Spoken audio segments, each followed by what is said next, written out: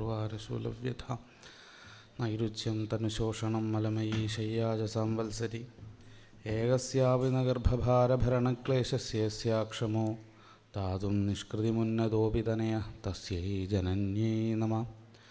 അഖിലാനപരാധാന്മേ ക്ഷമസ്വ കരുണാനിധേ പ്രസീദ മദ്ഗുരോ നാഥ ജനകായ നമോ നമഃ.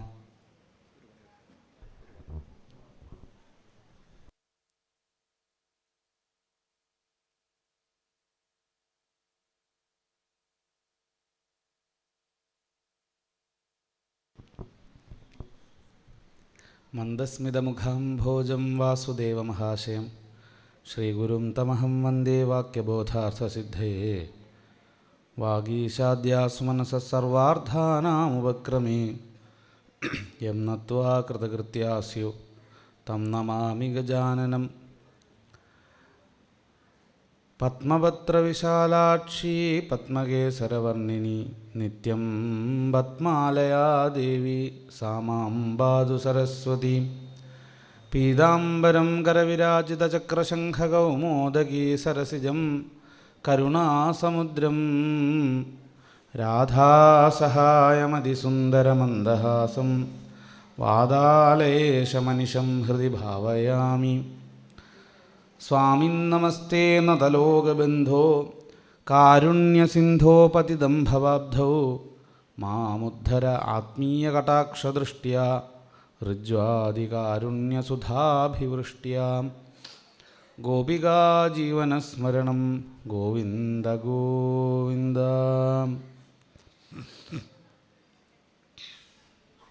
എല്ലാ സജ്ജനങ്ങൾക്കും എൻ്റെ വിനീതമായ നമസ്കാരം. നമ്മൾ കേട്ടുകൊണ്ടിരിക്കുന്നത് ഉദ്ധവോപദേശത്തിലെ ആദ്യത്തെ ഒരു ഭാഗമാണ്. അവധൂതഗീത എന്ന ഭാഗം ഇടയ്ക്ക് പ്രഭാഷണത്തിൽ സൂചിപ്പിച്ചിരുന്നു. ഈ അവധൂതഗീത എന്ന് പറയുന്നത് എല്ലാവർക്കും ബാധകമായൊരു വിഷയമല്ല. ഭഗവത്ഗീത ഭഗവാൻ ഉപദേശിച്ചത് എൻ്റെ ദേഹം തളരുന്നു, കൈ തളരുന്നു, കാല് തളരുന്നു, എനിക്ക് നേരെ നിൽക്കാൻ പോലും ശേഷിയില്ല, ഭഗവാനെ എന്താ വേണ്ടതെന്ന് അറിയില്ല കൃഷ്ണ എന്ന് പറഞ്ഞ് തളർന്നിരുന്ന അർജുനനെ കർമ്മോന്മുഖനാക്കി തീർക്കാനാണ്. ക്ലൈബ്യം ആസ്മകമപ്പാർത്ഥ നൈതത്വയുപപദ്യതേ ക്ഷുദ്രം ഹൃദയദൗർബല്യം ത്യക്ത്വാ ഉത്തിഷ്ഠ പരന്തപ. ഇതിനെല്ലാം ഉപേക്ഷിച്ച് ഈ ക്ലൈബ്യത, അതുപോലെ തന്നെ ഈ അലസത, ഇതെല്ലാം ഉപേക്ഷിച്ച് ഉത്തിഷ്ഠ, എണീറ്റിട്ട് എന്ത് ചെയ്യുക, നിൻ്റെ ധർമ്മം എന്താണോ അത് അനുഷ്ഠിക്കൂ. പരം തപ, ആ തപസ്സിനെ, അതൊരു തപസ്സാണ്.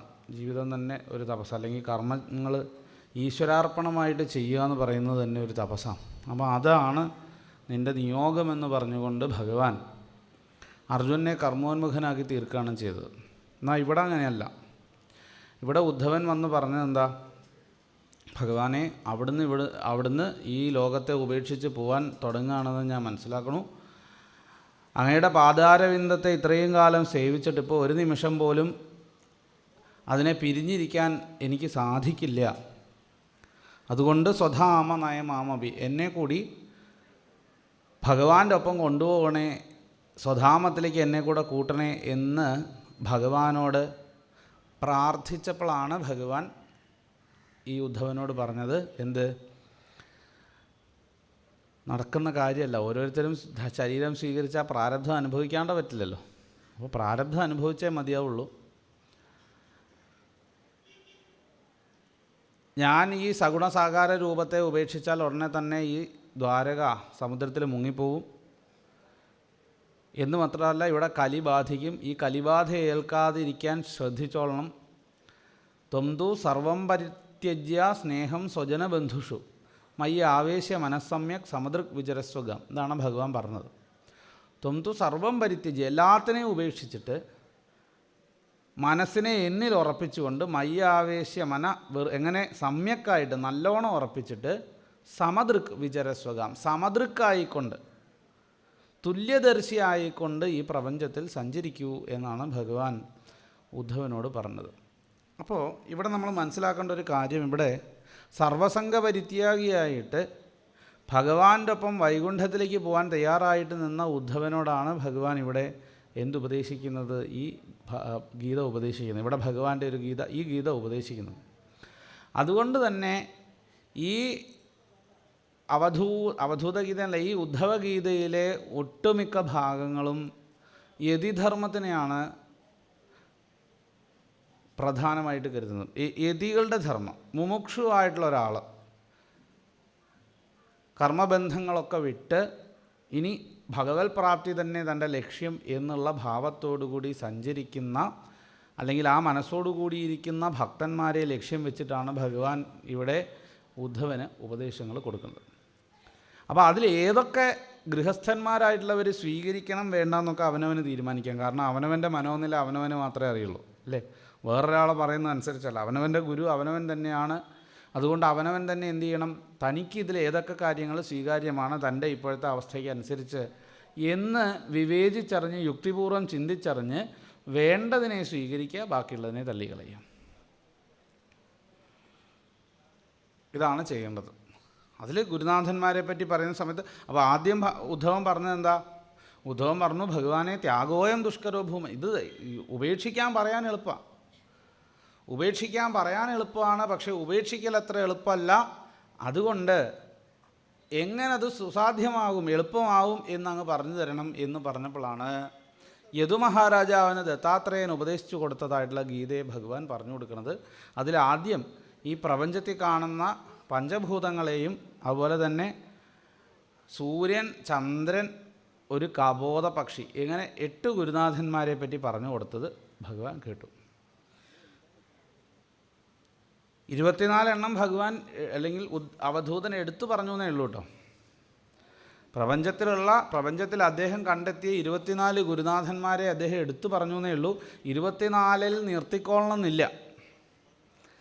നമുക്ക് ഇനിയും പാഠങ്ങൾ പഠിക്കാനുണ്ട് എന്ന് മാത്രമല്ല, ഇവിടെ അവധൂതൻ പറഞ്ഞ ആ പാഠങ്ങളല്ലാതെ പിന്നെയും പല പാഠങ്ങളും ഇവയിൽ നിന്ന് പഠിക്കാനുണ്ടാവും.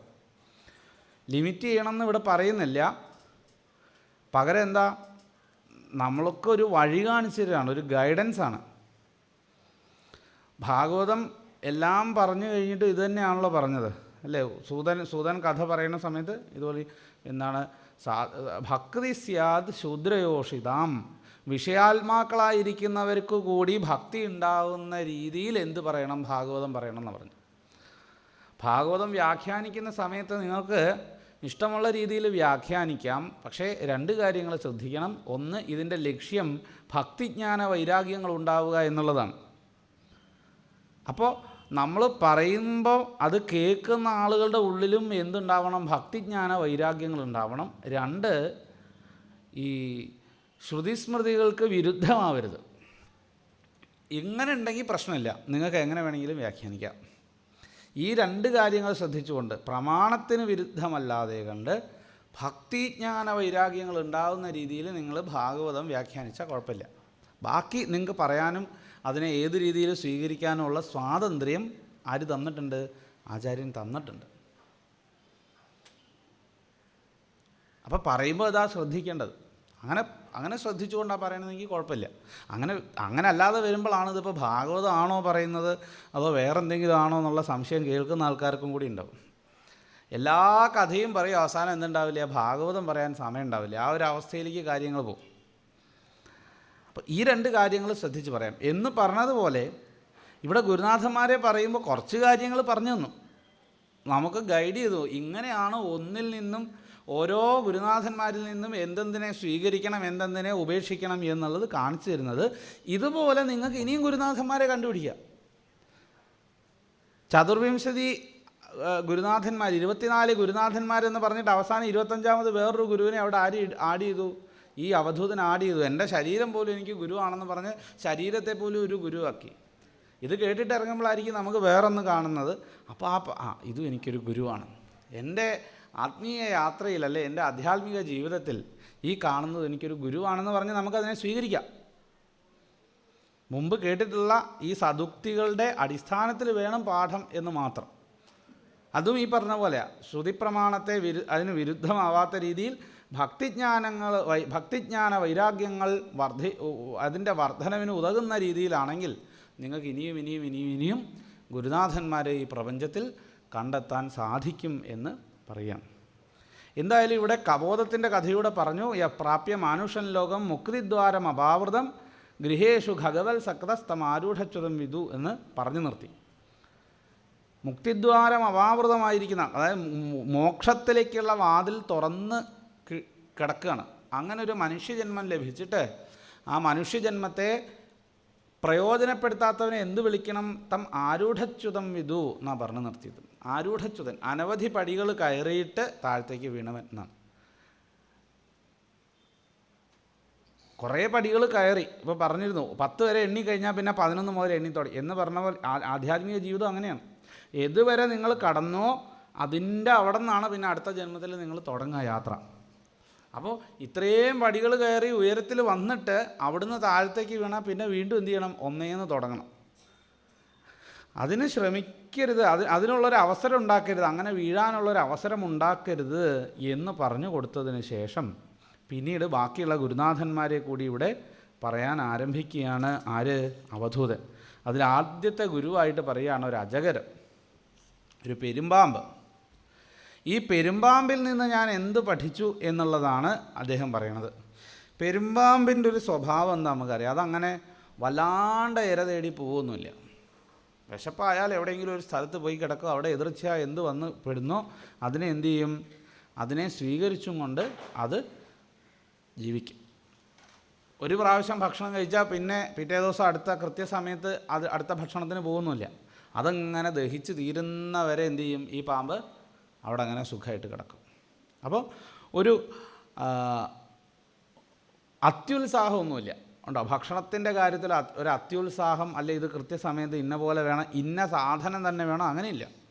എതിർച്ചയായി എന്താണോ തൻ്റെ മുമ്പിൽ വന്നു പെടുന്നത് അതിനെയൊക്കെ ആര് ഭക്ഷണമാക്കും? പെരുമ്പാമ്പ് ഭക്ഷണമാക്കി തരും. ഇതുപോലെ തന്നെ പറയണു, അല്ലേ രാജാവേ, ദേഹിനാം സ്വർഗേ, ഈ ശരീരികൾക്ക്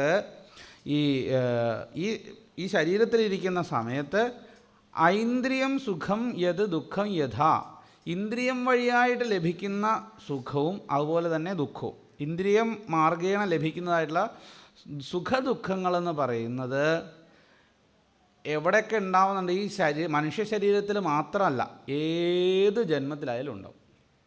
നമ്മൾ വിചാരിക്കും മനുഷ്യ ശരീരത്തിൽ ഇരിക്കുമ്പോൾ മാത്രമാണ് ഇതൊക്കെ. അല്ല, എല്ലാ ജീവികൾക്കും അതിൻ്റേതായിട്ടുള്ള സുഖങ്ങളും ദുഃഖങ്ങളും ഉണ്ട്. ഈ സുഖദുഃഖങ്ങളൊക്കെ അതിനുണ്ടാകുന്നത് എങ്ങനെയാണ്? ഇന്ദ്രിയങ്ങൾ വഴിക്ക് തന്നെയാണ്.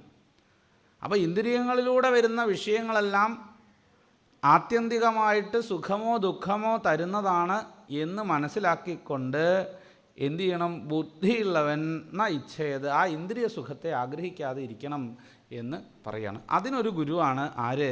പെരുമ്പാമ്പ്. ഈ മലമ്പാമ്പ് ഉദാസീനായിട്ടിരിക്കുന്ന ആളാണ്. അജഗരോ അക്രിയ എന്നാണ് പറഞ്ഞത്. യാതൊരു ക്രിയ എടുക്കാതെ, യാതൊരു പണി എടുക്കാതിരിക്കുന്ന ആളാണ്. മഹാമടിയനായിട്ടുള്ള ആളാണ് ആര്? മലമ്പാമ്പ്. അങ്ങനെയുള്ള മലമ്പാമ്പ് എന്താ ചെയ്യുക? സ്വാദുള്ളതാണോ സ്വാദില്ലാത്തതാണോ വലുതാണോ ചെറുതാണോ എന്നൊന്നും നോക്കാതെ കണ്ട് തൻ്റെ മുമ്പിൽ എത്തിച്ചേരുന്ന ഇരയെ ആ സമയത്തെ പിടിച്ച് തിന്നുക എന്നുള്ളതല്ലാതെ വേറൊന്നും ആലോചിക്കാറില്ല. ഇതേപോലെ ഒരു യതി എങ്ങനെ ആയിരിക്കണം? മഹാഹിരിവ ദിഷ്ടഭുക്കായിരിക്കണം എന്നാണ് പറയുന്നത്. വലിയ പാമ്പിനെ പോലെ, ഈ പെരുമ്പാമ്പിനെ പോലെ എന്തു ചെയ്യണം? എതിർച്ചയാ കിട്ടുന്നത് കൊണ്ട് സന്തുഷ്ടനാവുന്നവനായിരിക്കണം എന്ന് പറഞ്ഞു.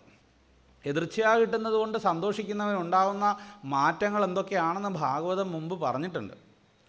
നിങ്ങൾ നോക്കൂ, ഇവിടെ ഈ ഏകാദശ സ്കന്ധത്തിൽ ഉദ്ധവന് കൊടുക്കുന്ന ഉപദേശങ്ങളിൽ മിക്കവാറുമെല്ലാം നിങ്ങൾക്ക് ഭാഗവതത്തിൽ മുമ്പ് കണ്ടെത്താൻ സാധിക്കും. ഇതിനു മുമ്പ് പറഞ്ഞിട്ടുള്ള കാര്യങ്ങളെ തന്നെയാണ് ഇവിടെ എന്ത് ചെയ്യുന്നത്? ഒന്നും കൂടി ക്രോഡീകരിച്ച് മുക്തി ഉണ്ടാവണം എന്നുള്ള ലക്ഷ്യത്തോടു കൂടി ഈ ഉദ്ധവന് പറഞ്ഞു കൊടുക്കുന്നത്.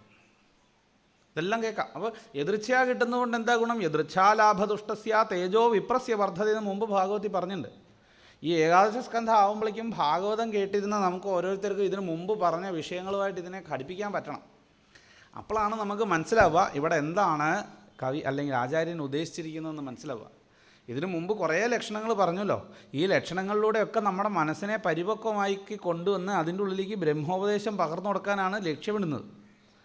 ശ്രീശുഖ ബ്രഹ്മർഷിയുടെ ലക്ഷ്യം എന്താ? പരീക്ഷത്തിന് ആ ബ്രഹ്മോപദേശം അല്ലെങ്കിൽ ആത്മജ്ഞാനം പകർന്നു കൊടുക്കണം. അതിനു മുമ്പ് പരീക്ഷത്തിൻ്റെ മനസ്സിനെ അതിനെ പാകപ്പെടുത്തണം. അങ്ങനെ പാകപ്പെടുത്താൻ വേണ്ടിയിട്ടുള്ള പരിശ്രമങ്ങളാണ് അദ്ദേഹം ആദ്യമൊക്കെ ചെയ്തുകൊണ്ടിരുന്നത്.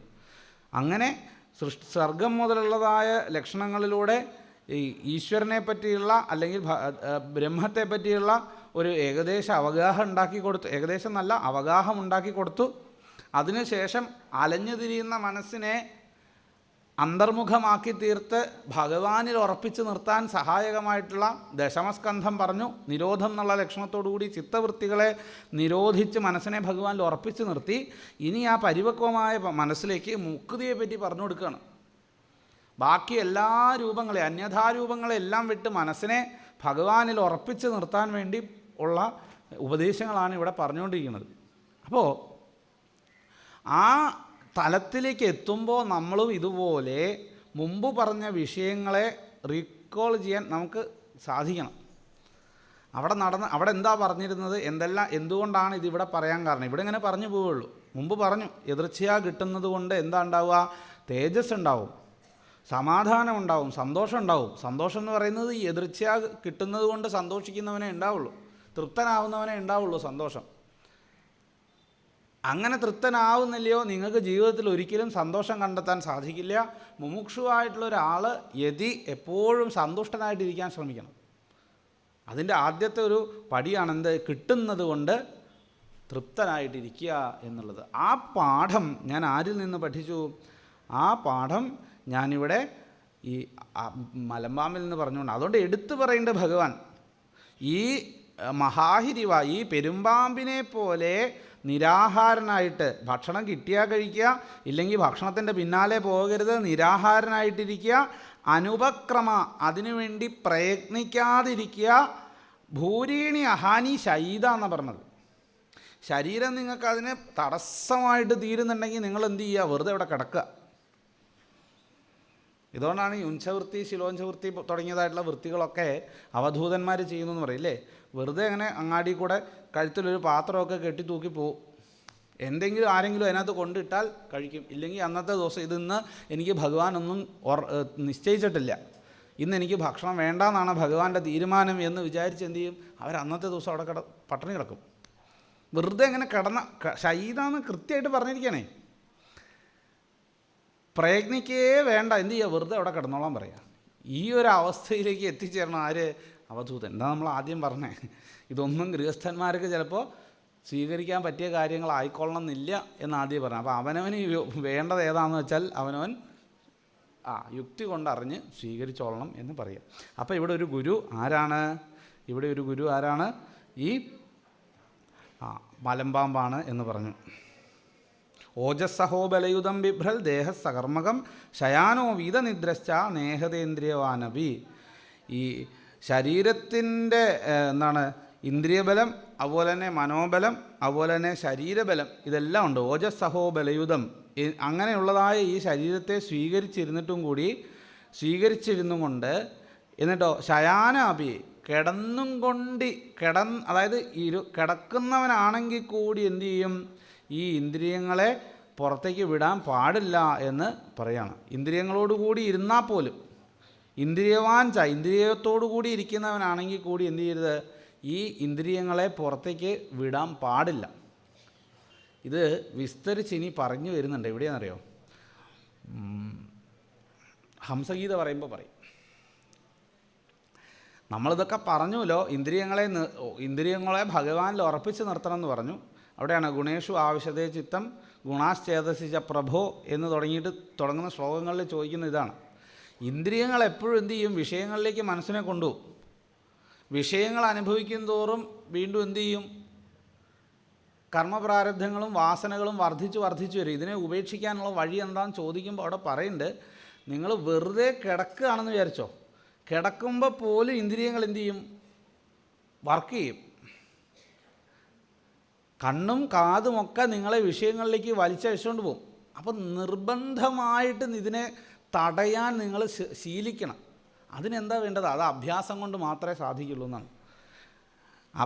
നിത്യാഭ്യാസമില്ലാതെ യോഗങ്ങളെ കൊണ്ടും ആസനങ്ങളെ കൊണ്ടും, ഇതിനാണ് മുമ്പ് യോഗയൊക്കെ പറഞ്ഞു തന്നത്, അഷ്ടാംഗ യോഗമൊക്കെ പറഞ്ഞു തന്നത്. യോഗാസനങ്ങളെ കൊണ്ട് ഇതിനെ നിങ്ങൾ എന്ത് ചെയ്യണം? തടയാൻ ശീലിച്ചേ മതിയാവുള്ളൂ. അഭ്യാസം കൊണ്ട് മാത്രമേ അത് സാധിക്കുള്ളൂ. ഒരു ദിവസം കൊണ്ടല്ല.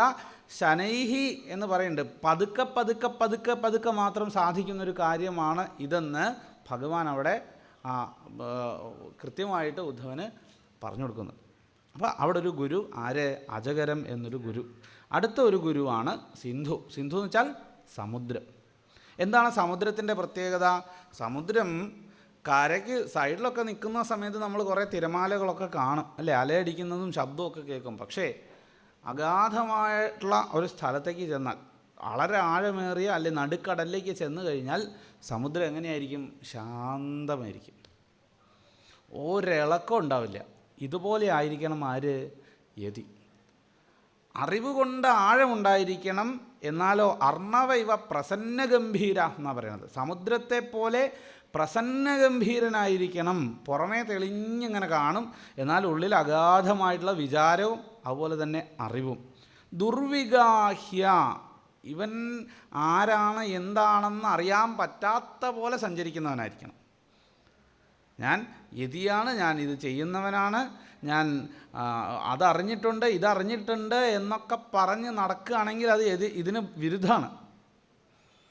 അതിൻ്റെ ആവശ്യമില്ല. കാരണം ലക്ഷ്യം പലതും ആകുമ്പോൾ ഇങ്ങനെയൊക്കെ നോട്ടീസും അല്ലെ അഡ്വർടൈസ്മെൻറ്റും ഒക്കെ കൊടുക്കേണ്ടി വരുന്നത്. ലക്ഷ്യം എന്ന് പറയുന്നത് ആത്മസാക്ഷാത്കാരമാണെങ്കിൽ ആത്മസാക്ഷാത്കാരം ലക്ഷ്യമാക്കിയിരിക്കുന്നവൻ ഒരു സ്ഥലത്ത് വെറുതെ ഇരിക്കുകയുള്ളൂ. അവരുടെ അടുത്തേക്ക് വരാം ഭക്തന്മാരും അല്ലെങ്കിൽ മുമുക്ഷുക്കളായിട്ടുള്ള ജ്ഞാനത്തെ ആഗ്രഹിക്കുന്ന ആളുകളൊക്കെ അവിടെ എത്തിച്ചേരും. ഏതുപോലെ പൂ വിരിയുമ്പോൾ തേനീച്ച തന്നെത്താനെ അവിടേക്ക് വരുന്ന പോലെയാണ്. അതിന് തേനീച്ചയ്ക്ക് കത്തയക്കൊന്നും വേണ്ട, ഒരു അഡ്വർടൈസ്മെൻറ്റും വേണം. എന്തു ചെയ്യും? ഈ പൂ വിരിയുന്ന സ്ഥലത്തേക്ക് മധുവനും വരും, അതുപോലെ തന്നെ അത് വേണ്ട ആൾക്കാരൊക്കെ വരും. ഇതുപോലെ ജ്ഞാനിയുടെ അടുത്തേക്ക് ആളുകൾ വന്നേക്കാം, പക്ഷേ ജ്ഞാനി ദുർവിഗാഹ്യനായിട്ടൊരു സ്ഥലത്തിരുന്നോളണം എന്നാണ് പറയുന്നത്. ദുർവിഗാഹ്യ ദുരത്യ എന്നാണ് പറയുന്നത്. തേജസ് കൊണ്ട്, തൻ്റെ തപശക്തി കൊണ്ട് ഒരാൾക്ക് അതിന് മീതെ എത്താൻ സാധിക്കരുത്. എല്ലാത്തിനും മീതെ, അല്ലെങ്കിൽ അതാ തേജസ് വരുന്ന സമയത്ത് തന്നെത്താനെ വരുന്നൊരു ഗുണമാണ് കേട്ടോ ഈ ദുരത്യമായിട്ടുള്ള ഒരു ദുരത്യം എന്ന് പറയുന്നത്. കടക്കാൻ പറ്റാത്തത് എന്നുള്ള അർത്ഥത്തിലാണ് പറയുക. അതായത് ഒരാൾക്കും അതിൻ്റെ മീതയ്ക്ക് എത്താൻ പറ്റില്ല. അത്ര പവറോട്, അത്ര തേജസ്വിയായിട്ട് ഇരിക്കാൻ ആർക്ക് സാധിക്കണം? അനന്തപാരഹ എന്നാണ് പറയുന്നത്. ദേശക്കാലം കൊണ്ടൊന്നും ഗണിക്കാൻ സാധിക്കാത്തവനായിട്ട്, അക്ഷോഭ്യനായിട്ട്, എന്നാൽ യാതൊന്നിനാലും മനസ്സിനെ ഇളക്കാൻ പറ്റാത്തവനായിട്ടിരിക്കണം യതി എന്നിവിടെ പറയുകയാണ്. അങ്ങനെയുള്ള ആ ഒരു യതി നാരായണപരനായിട്ടിരിക്കുമ്പോൾ ഇതൊക്കെ സാധിക്കും എന്ന് പറയുകയാണ്. അങ്ങനെ ആ ഒരു ഗുരുവായിട്ട് അവിടെ സമുദ്രത്തെ പറ്റി പറഞ്ഞു. പിന്നീട് പതംഗം. 5 ഗുരുനാഥന്മാരെ പറ്റി വിവേക ചൂടാമണിയിൽ ശങ്കരാചാര്യ സ്വാമികൾ എടുത്തു പറയുന്നുണ്ട്. 5 ഗുരുനാഥന്മാരെ വെച്ചാൽ ഇവിടെ ഗുരുനാഥന്മാരായിട്ട് പറഞ്ഞിരിക്കുന്ന അതിൽ 4 പേര് അതിനകത്ത് ഉൾപ്പെടും. 5 പേരെ പറ്റി അവിടെ ഈ ഇന്ദ്രിയങ്ങളുടെ പിന്നാലെ പോയിട്ട് അപകടത്തിൽപ്പെടുന്ന 5 പേരെ പറ്റി വിവേക ചൂടാമണിയിൽ ആചാര്യസ്വാമികൾ പറഞ്ഞിട്ടുണ്ട്. എന്താ? ശബ്ദാദിഭി പഞ്ചഭിരേവ പഞ്ചത്വമാപു സ്വഗുണേന ബദ്ധ കുരംഗ മാതംഗ പതംഗ ഭൃംഗ മീന നര പഞ്ചഭിരഞ്ജിത കിം എന്നാണ് പറയുന്നത്. ശബ്ദാദികളാകുന്ന 5 വിഷയങ്ങളുടെ പിന്നാലെ പോയിട്ട് അപകടത്തിൽപ്പെടുന്ന 5 ജീവികളാണ്. ശബ്ദാദികൾ വെച്ചാൽ പഞ്ചേന്ദ്രിയങ്ങളിലൂടെയും വരുന്ന വിഷയങ്ങൾ. ചെവിയിലൂടെ വരുന്ന ശബ്ദം, കണ്ണിലൂടെ വരുന്ന കാഴ്ച അല്ലെങ്കിൽ രൂപം, മൂക്കിലൂടെ വരുന്ന ഗന്ധം, അതുപോലെ തന്നെ രുചി, അതുപോലെ തന്നെ സ്പർശം. ഈ 5 വിഷയങ്ങളുടെയും സുഖത്തിൻ്റെയും പിന്നാലെ പോയി അപകടത്തിൽപ്പെടുന്നതായിട്ടുള്ള മൃഗങ്ങളുണ്ട് അല്ലെങ്കിൽ ജീവികളുണ്ട്. അതിലൊന്നാണ് ഇപ്പോൾ നമ്മൾ പറഞ്ഞ പതംഗം എന്ന് പറയുന്നത്. എന്താ പതംഗം? പതംഗം എന്ന് വെച്ചാൽ ഈയാമ്പാറ്റ പറന്നങ്ങനെ വരുന്ന സമയത്ത് നമ്മൾ എന്തു ചെയ്യും? ഒരു വിളക്ക് കത്തിച്ച് വയ്ക്കും. വിളക്ക് കത്തിച്ച് വയ്ക്കുന്ന സമയത്ത് ഈ ഈയാമ്പാറ്റ ഇതിൻ്റെ പ്രകാശം കണ്ട് പറന്നെടുക്കുന്ന സമയത്ത് ഈ തീയുടെ അടുത്തേക്ക് പറന്നെടുക്കുമ്പോൾ ഇതിൻ്റെ ചിറക് കരിഞ്ഞ് ഇത് താഴെ വീഴും. ഇതുപോലെ ഓരോരോ വിഷയങ്ങൾ നമ്മളെ പ്രലോഭിപ്പിക്കും. ഈ പ്രലോഭനത്തിലേക്ക് നമ്മൾ എന്തു ചെയ്യും? അറിയാതെ വീഴും. വീഴുമ്പോഴേക്കും നമ്മളുടെ കഥ കഴിഞ്ഞുണ്ടാവുന്ന. എന്നാൽ അതിലും രസമായിട്ടുള്ളൊരു കാര്യമുണ്ട്. മുമ്പേ പോയിട്ടുള്ള ആ ഇയാമ്പാറ്റകൾ ചിറക് കരിഞ്ഞ് ചത്ത് വീഴുന്നത് കണ്ടാലും പിന്നാലെ വരുന്നത് ഇത് പഠിക്കില്ല.